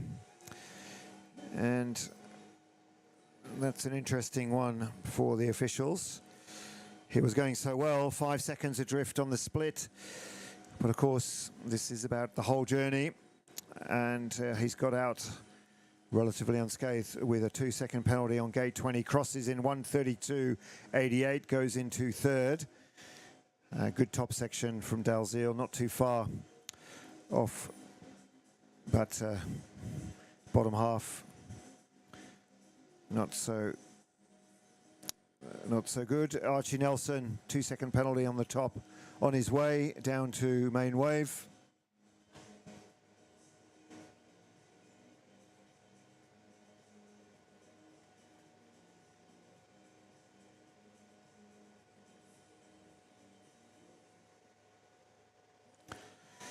Good grip on the water from Archie Nelson.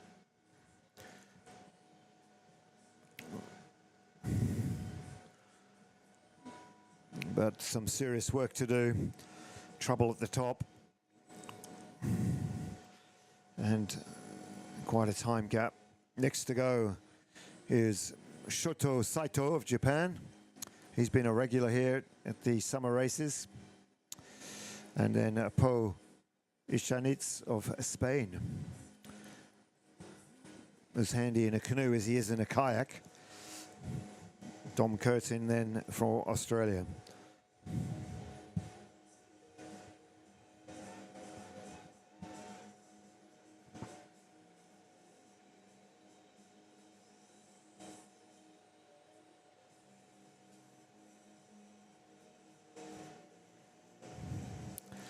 Well, Nelson won a 35.16, that's fourth place.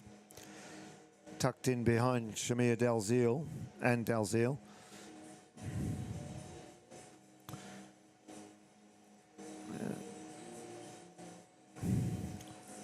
Saito with a promising top section.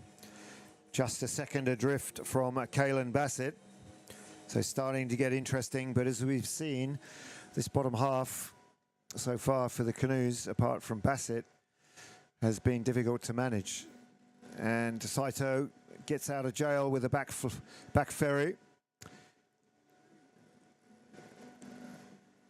Good adaptive skills from the Japanese paddler. He's got a touch from the top on gate 10. And he's chasing down a 104.3. He's not going to get there. He is going to move into second position. And a 1:18.66 it is, which includes 4 seconds of penalties. So gradually the field will be chipping away at that score set by Bassett, which I'm banking on being good enough to make the final. Good skill from Extenitz.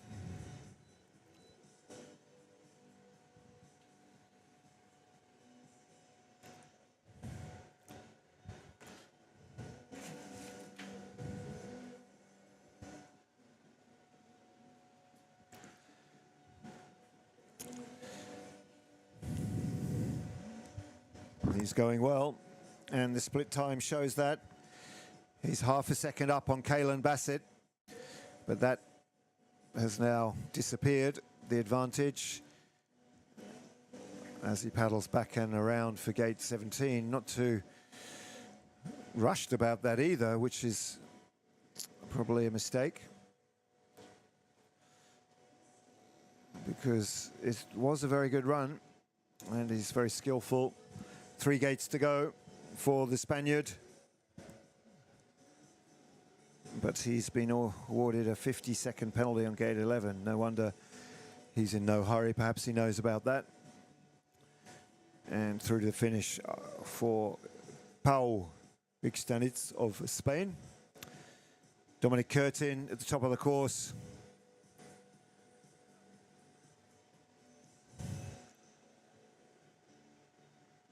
Spins 9, spins 10. No worries for Dom Curtin. Staying out of trouble.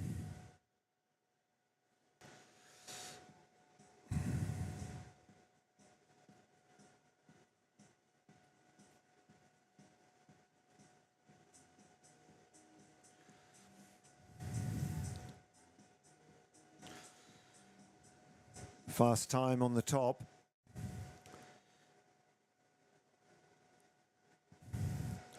A little bit of baggage to carry through the second half of the run, but good skill, good switching.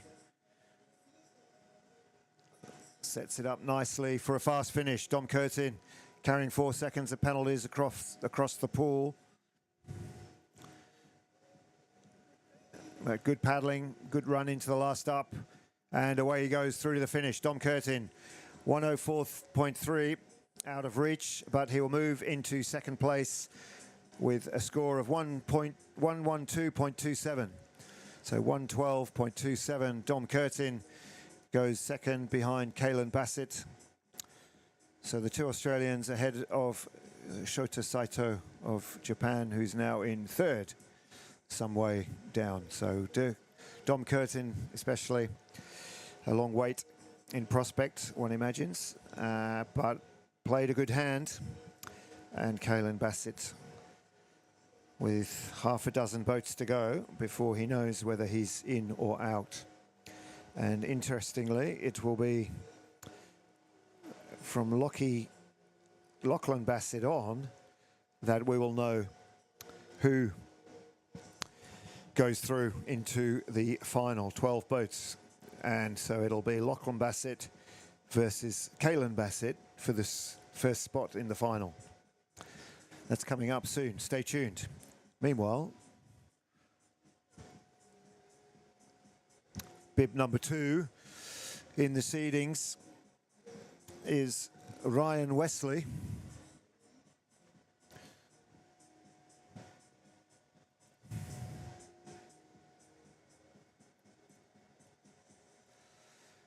And he's coming through to the finish. The lead is under threat, but he's outside. 105.51 with a penalty to come. And quickly corrected to 107.51. Ryan Wesley of Great Britain, 2-second penalty on 22. You could see that from Katoomba. And the gap is closing in on Kalen Bassett, but my money is still on the Australian to make the final.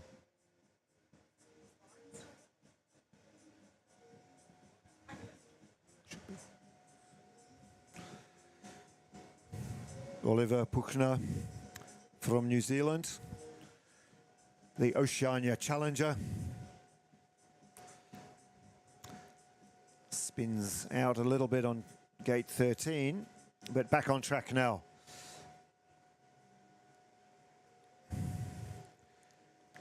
Getting some good squirting done. He likes the spins on his left side. Penalty on 12, the only blemish. Pretty good time and a good line through 19. Around the back of 20, keeps the run on the boat.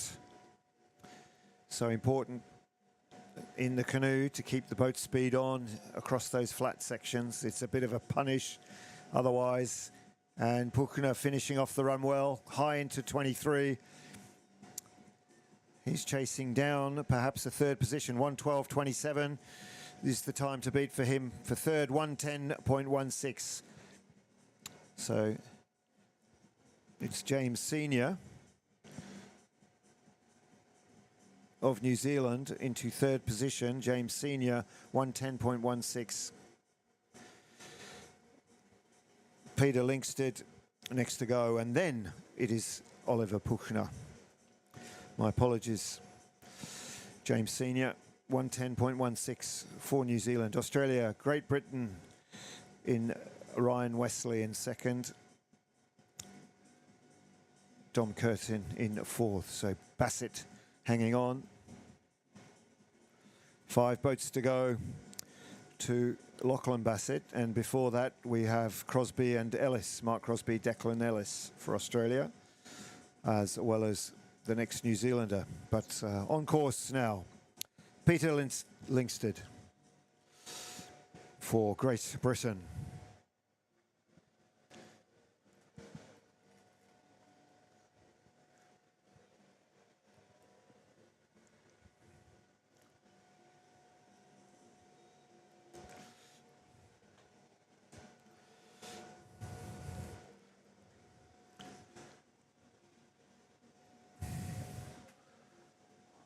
Well, Linkstead going well on the score sheet. The judges have him down as clean. He crosses in 1:13.77 and goes into fifth, just behind Dominic Curtin and ahead of Shota Saito from Japan. So Linkstead for Great Britain in fifth. Ryan Wesley, Great Britain in second.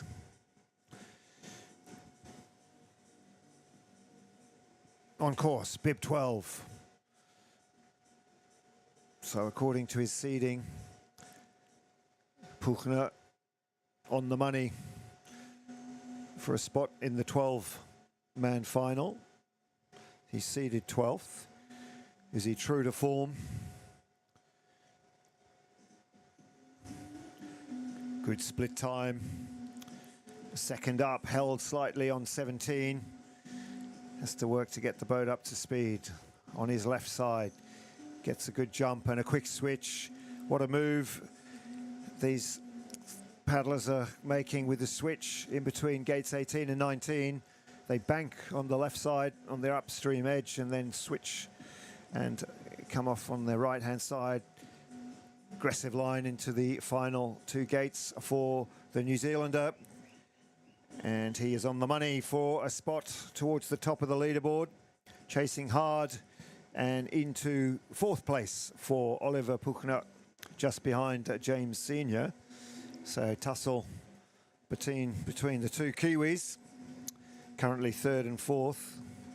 Australia still leads with Bassett, Wesley, Great Britain in 2nd, Senior, New Zealand, then Puchner, New Zealand on course at gate 10, getting out of the spin. And on his way to main wave is Mark Crosby.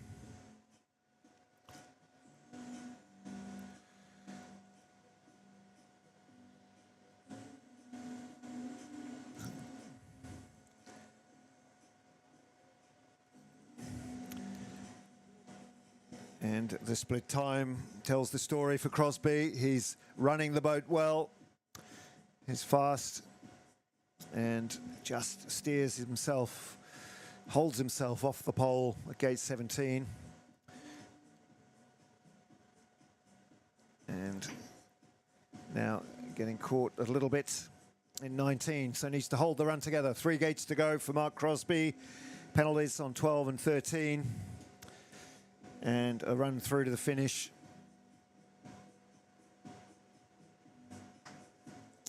And a place in the final. May slip ever so slightly with 19.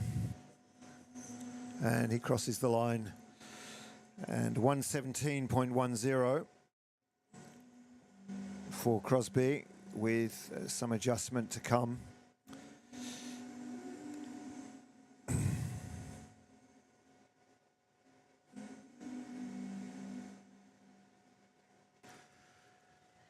Declan Ellis fighting hard and gets through and away from the stagger sequence.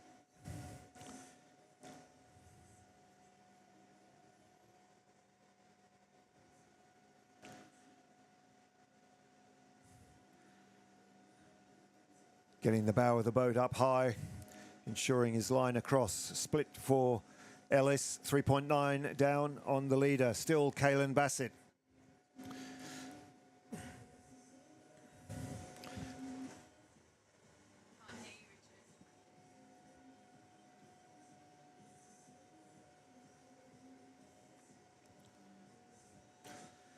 Ellis around gate 20. The leader, Kalen Bassett, 104.3. Ryan Wesley, 107.5. James Senior, 110.16 in third. Ellis finishing off strongly.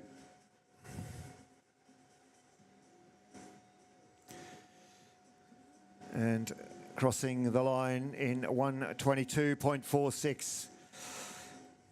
And now it is Bassett versus Bassett. Kalen Bassett, 104.3 leads. Lachlan Bassett on course, the challenger. And one of these two will go through to the final. 12 boats in the C1 final, as there were in the K1 final. And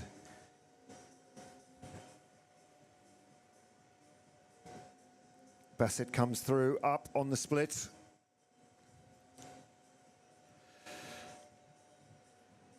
And then quickly challenged by the course at gate 17.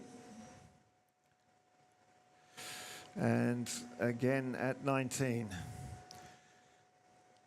So fast start from Bassett.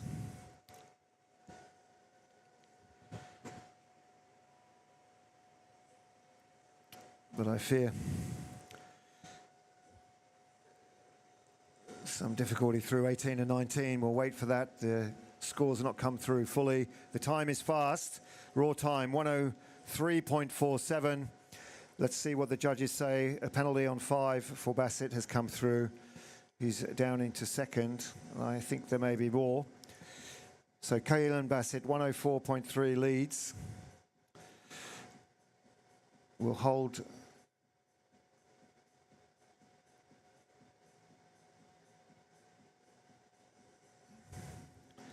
and this, yes, a red flag for Lachlan Bassett on gate 19. So out of contention. Kalen Bassett goes through into the final, the first boat to qualify with a 104.3. As Alexander Karlentsev of the AIN makes his way down through the midsection, and a split time which is promising too. So Kalen Bassett had a very strong bottom section. Many of these athletes are up on that split. I mean, we're assuming that's accurate, but then they struggle to hold on this bottom section. So that may or may not be the case for Karlentsev of the AIN, Independent Athlete Nation. Here he goes into 22. And the surf across, he's carrying a penalty from the top, and he's outside the lead of Bassett, 104.3. He'll move into at least third position when the scores are adjusted for penalties. At best, third position. So Ryan Wesley of Great Britain now qualified with 107.51. Ben Ross on course for Australia.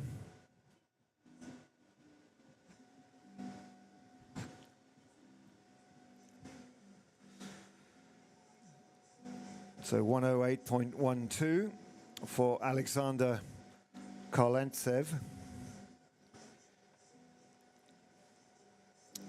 And that means he is the bubble. And the score to beat for Ben Ross.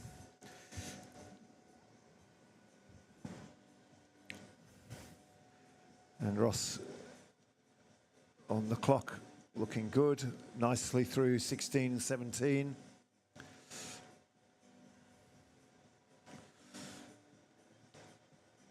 Rides the wave across to 19 and weaves his way around the up at 20. So good paddling from Ben Ross, 3 gates to go. On to his left side, setting up for the final up. No trouble there, and away through the finish. Outside the lead, but it's a good run. 108.12 to qualify. He's just outside. 109.1 goes into 5th position. He's the next cab off the rank, assuming there's no addition of penalties. He's put himself in a good position, and so we wait for the judgment to fall and the rest of the field to show what they've got. But the bubble 109.10 at the moment. Karlentsev into the final to join Wesley Bassett and others, well, others to come.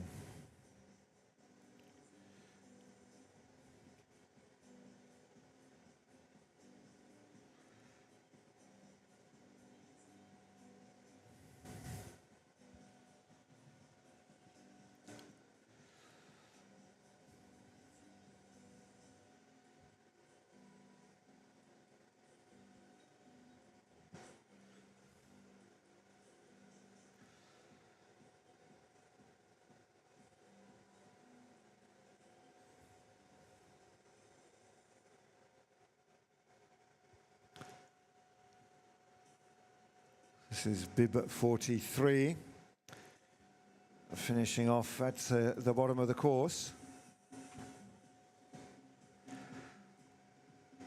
105.79. That's Dmitry Kramstov of the AIN and provisionally into 2nd position. There is a penalty within the 105.79, so good raw time, 103.79.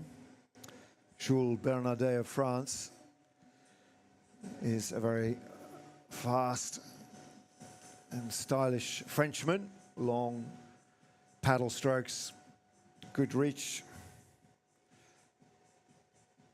Kramstov now slipping down. Another penalty added, 107.79.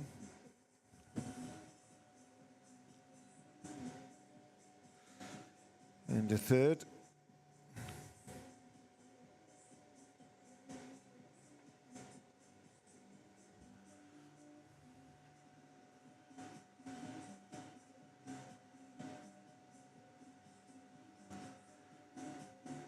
Gate 20 for Bernardet.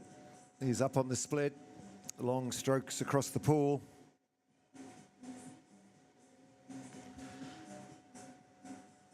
And having to fight, he's a true righty. True to traditional canoe paddling. Crosses the line and a good run up 109.35. Penalty on 12. He was faster at the top than his total shows, but 4th position and qualification for Jules Bernardet of France. Still waiting for clearance from the bottom section on a few of these boats. And Ben Ross, James Senior, they're hovering on the bubble, waiting to hear, are they through? So James Senior is in 6th for New Zealand. He's the next boat to qualify. So 5 are through. He is the bubble, 110.16, and then it's Ben Ross on 111.10. Rob Hendrick of Ireland.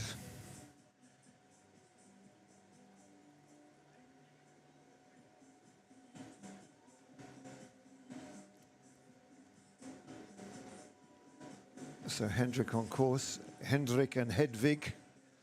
One for Ireland, one for Poland. Rob Hendrick on his right side. Falls away a little bit. Needs some strong cross bows from here to get going through to the finish. Might switch back. He does. A few strong strokes on his favoured side through in 108.32. And let's wait for the digital adjustment, if there is one, from the judges. Hedvig, then Carter. Still to come, Gregor Hedvig, Tristan Carter, Michael Travet, Thomas Coquelin, Anatole Delassou, Adam Burgess. So Carter, the next of the Australians, 5 from the end.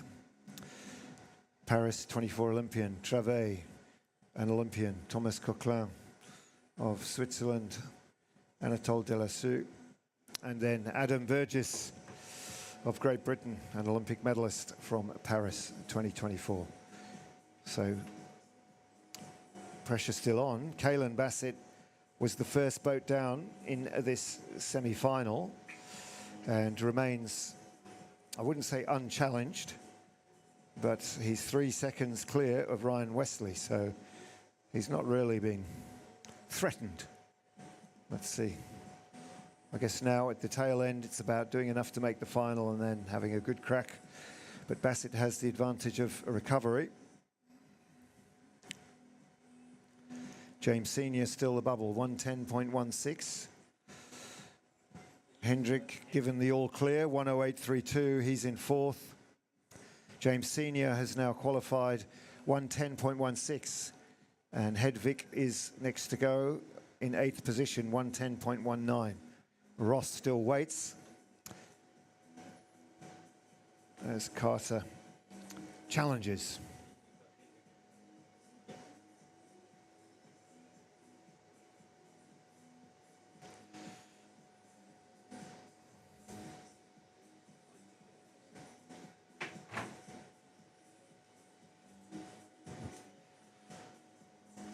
Reaching over his boat at 14 and through the split time, he's up on Bassett and ducks inside 17.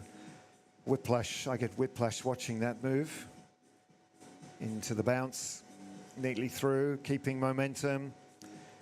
Glides in and out of 20, so good run going from Tristan Carter.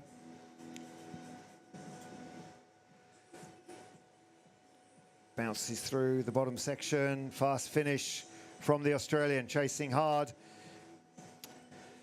104.3 to beat, he's inside, it's a good finish. Tristan Carter, new leader, 101.59. Score sheet to be confirmed, but the time is excellent, 101.59 for Tristan Carter. So Bassett now into 2nd position.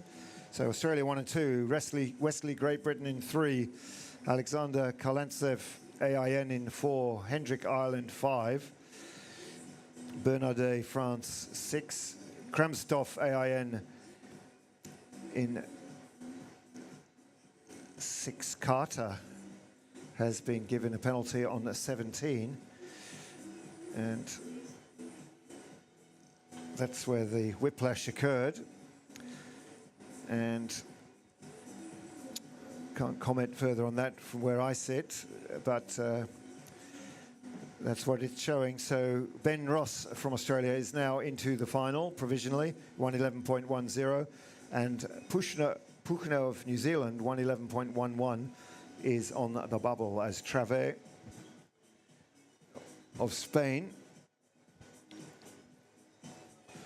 piles on the pressure on the scoreboard.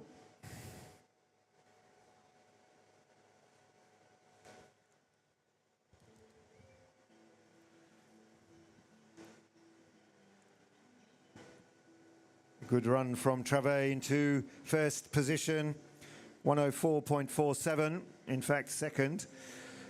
Bassett holds on, 104.3 after that penalty adjustment, and Travet just outside. I thought he'd got it, and his time wasn't enough. The penalties are coming in now, though, for Travet. 15, 2-second penalty, so I'll hold hold off calling his position.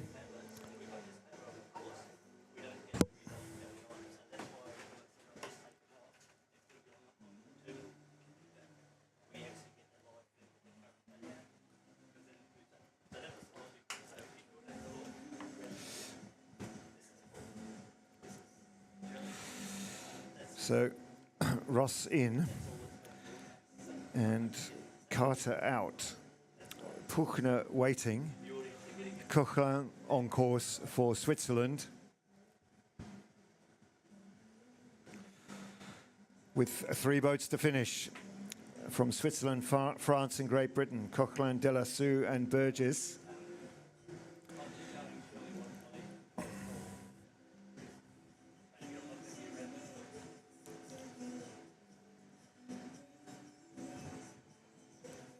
And here we go, through to the finish for Thomas Coquelin. A good run from the Swiss paddler, 105.95 into second position. Anatole Delassou of France on course, and then Adam Burgess, silver medalist from Paris 2024, Paris 24. He'll remember that forever. Bassett, Coquelin, Wesley, Australia, Switzerland, Great Britain.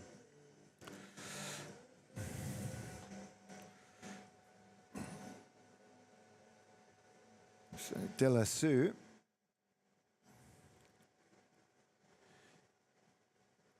showing us what he's got in a canoe, but what he's had to show us there is that he can roll, and his instant stardom in the C1 paddling blemished a little bit by that maneuver, but nonetheless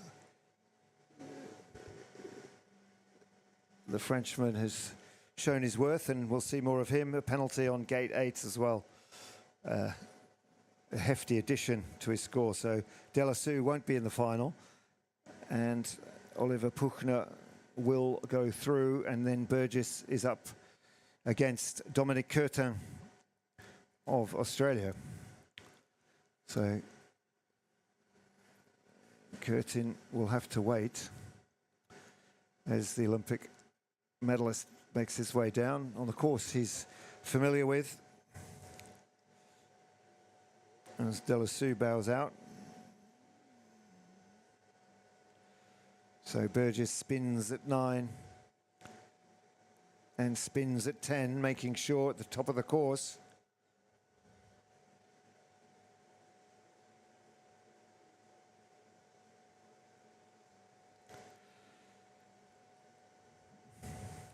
Knows he's got a bit of margin.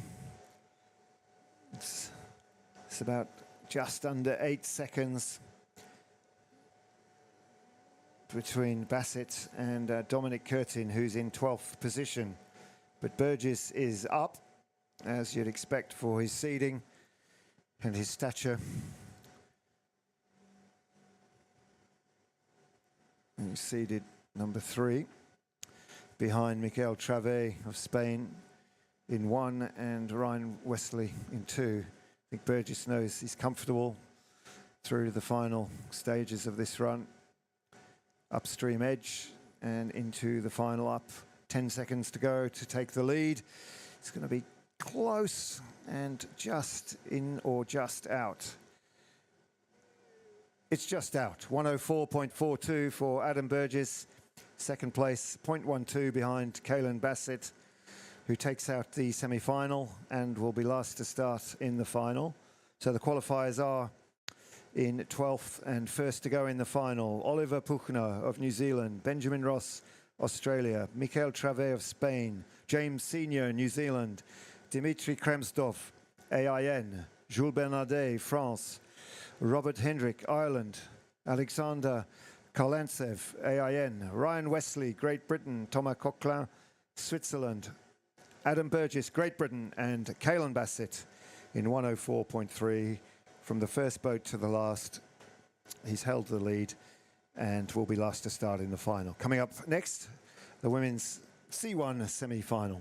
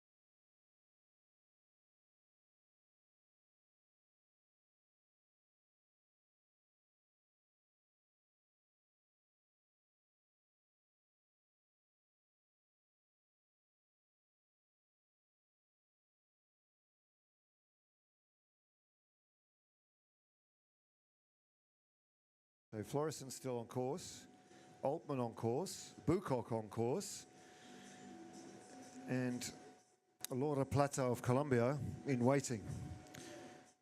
So we might have a quartet. The early runs in the women's C1, it's a tougher course.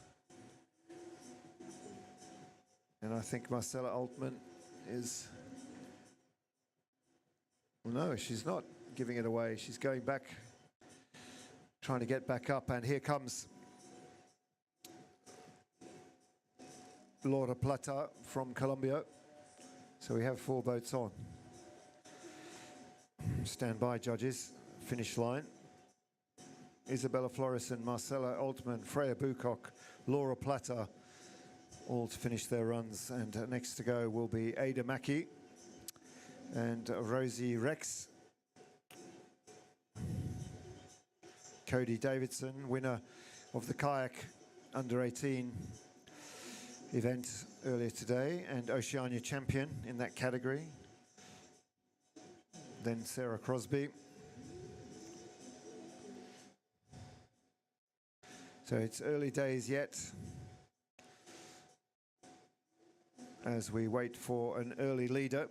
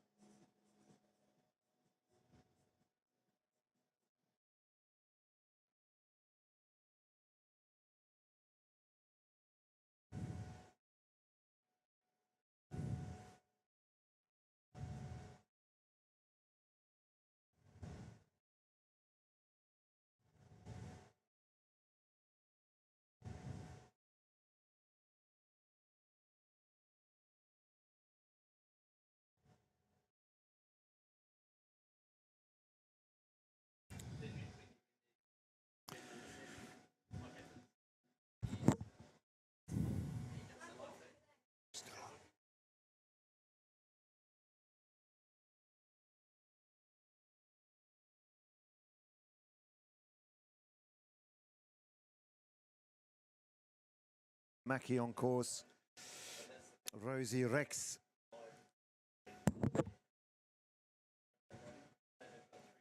From New Zealand on course, and next to go Cody Davidson.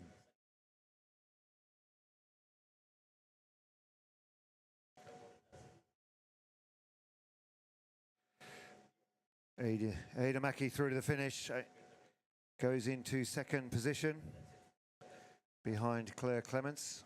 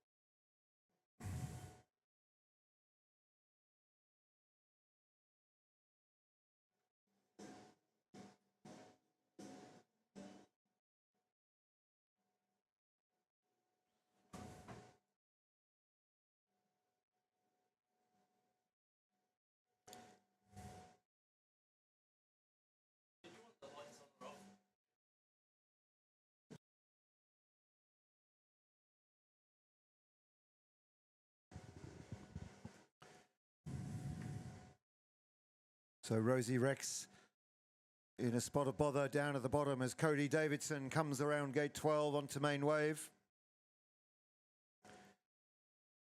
Makes sure of the cross and her angle as she switches, gets across to 14 and sets up for the double down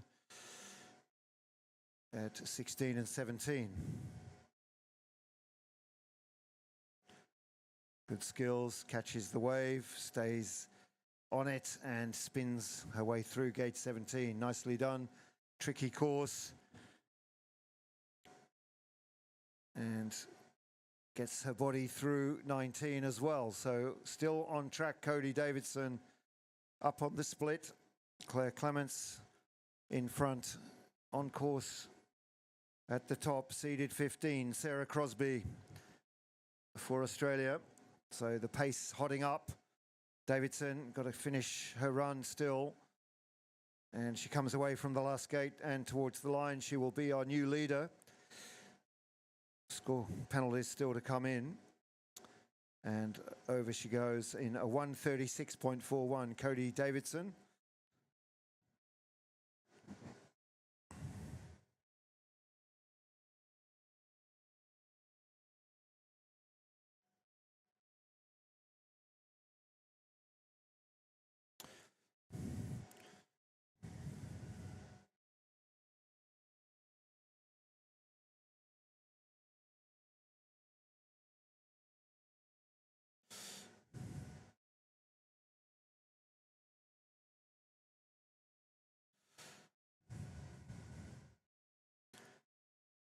Sarah Crosby through the middle section, in touch with that time. Safely over, 15, 16, 17. So in touch with Cody Davidson, 1:40.41.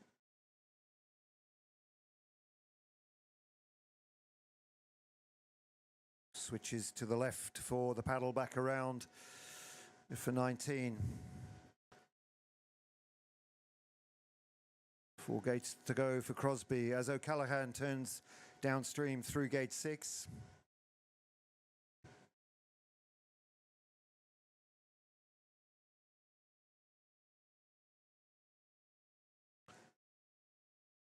Makes the eddy at the end there, Sarah Crosby.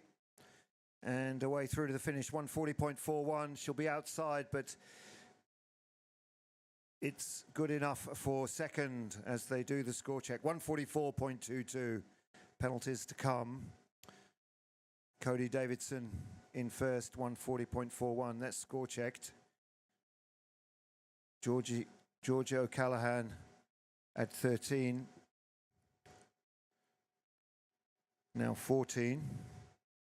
And the split time, important.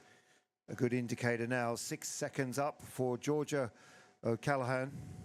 And time to bring you a bit of news from the men's semi-final. Some adjustments after judging checks. Tristan Carter back in the game, 1:01.59.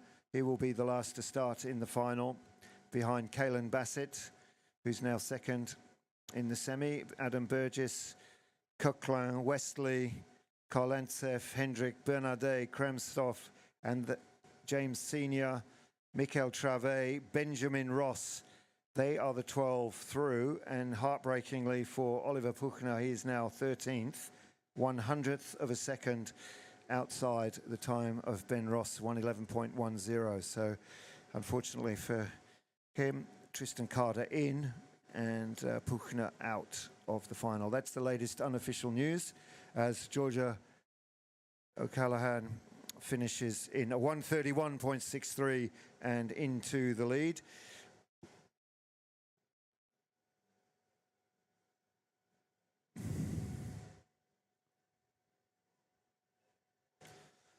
So Georgia O'Callaghan leads 1:31.63. Davidson in second and Crosby in third. Clements fourth for Australia. 1, 2, 3, 4.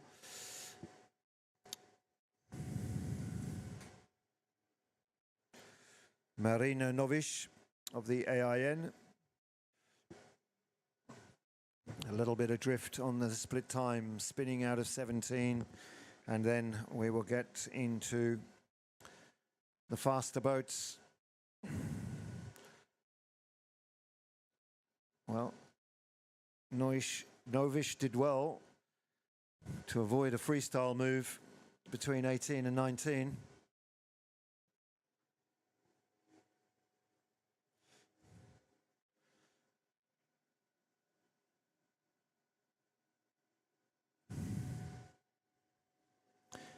Chasing a 1:37.63. And she's into the 130s. I think she's going to make it. 1:37.63, Georgia O'Callaghan leads. And now Marina Novish, 1:36.01, takes the lead. Mallory Franklin, a no-show. And we wish her well. Ellis Miller from Great Britain, however.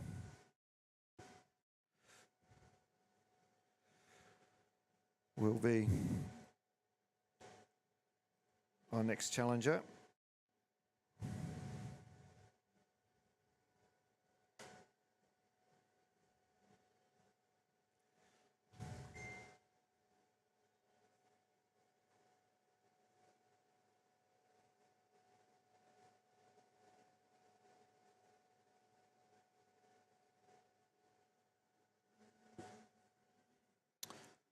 Here we go, bib 8, Ellis Miller. On form and on ranking, we can expect Ellis Miller to set the scoreboard alight if she can get through this section ahead, 7 to 10. That's the first real test on this course where choices are made in terms of how to attack or assure the moves. And Ellis Miller going for safety first, a double spin, neat and tidy.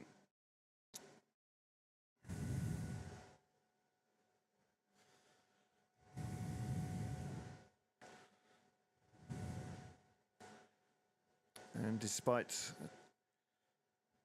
sending gate 12 flying, you can see she has good skill and good speed on the boat and is well up on the split time. Some 6 seconds, needs to catch the wave. That's critical, and that's smoothly done. Nicely spun on gate 17, no trouble at all. Not quite grabbing enough of the stopper wave at 18 to 19. So a little circumnavigation happening there through the last upstream on the right side, left side to come. So here we go, it's hotting up at the top. I can see the intensity. Elena Marks on course for Switzerland. Then it's Alsu Minazova, Noemi Fox, Beth Forrow, Evie Liepvaart. So big guns to come as Ellis Miller through to the finish and into the lead, 1:31.28. So she seemed well up.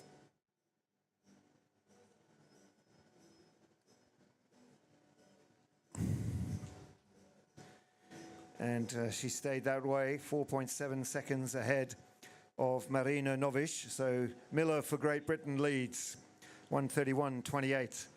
Marks on her way. If she can get out of the doldrums, gate 13, and back into the flow.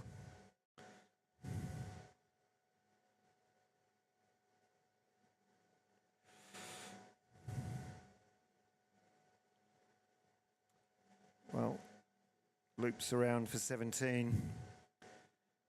It's such a tricky course to piece together. Got to get your edges right, your position right, your speed right, your stroke right.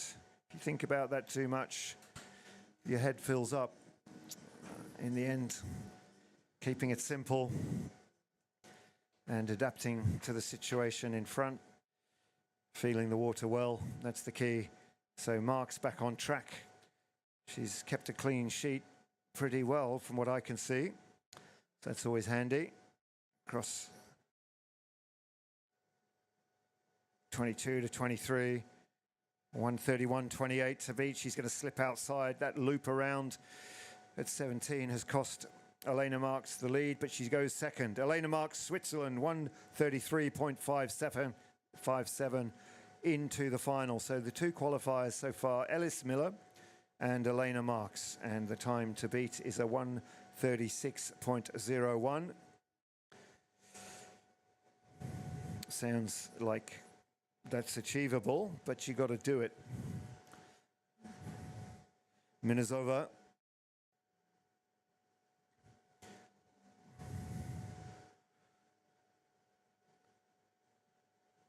The independent athlete nation competing here onto the wave. Minizova does that well. So strategy paying off. Good setup, good balance, clean through the top half of the course.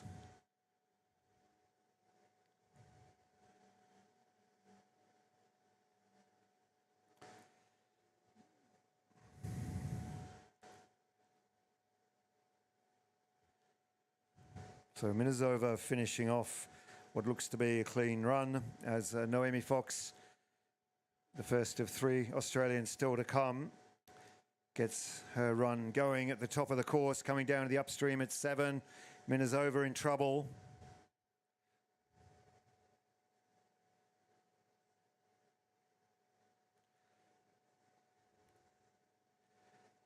Fox does a double spin. Front round on 8, down, spin on 9, spin on 10. Away she goes. Minizova still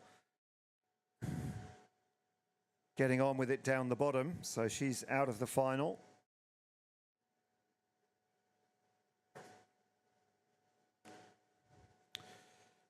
And Fox making up her mind on 13 to 14. And needs to get the run back on track through the second half, but still with an advantage.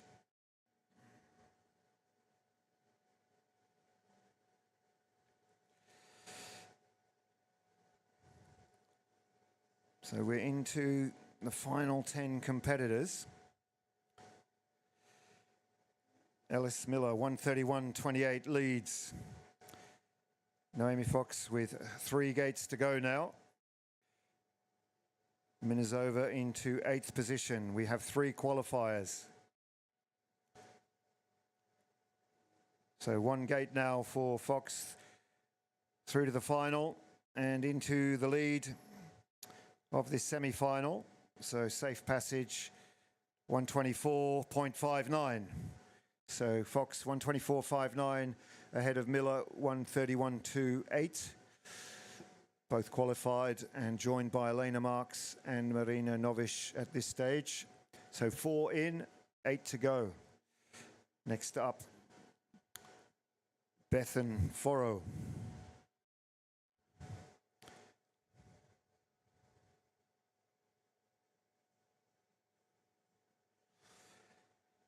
So a reminder, it's a quick turnaround for these athletes. They won't have long, particularly the ones here at the back end of the semi-final. If they're going to line up at the beginning of the final, it's a short break. And it'll be the men's C1 final up next at 4:25. So in 25 minutes, the women's finals at 4:54. So they'll stay in their wet gear. That's not a bad thing on a day like today.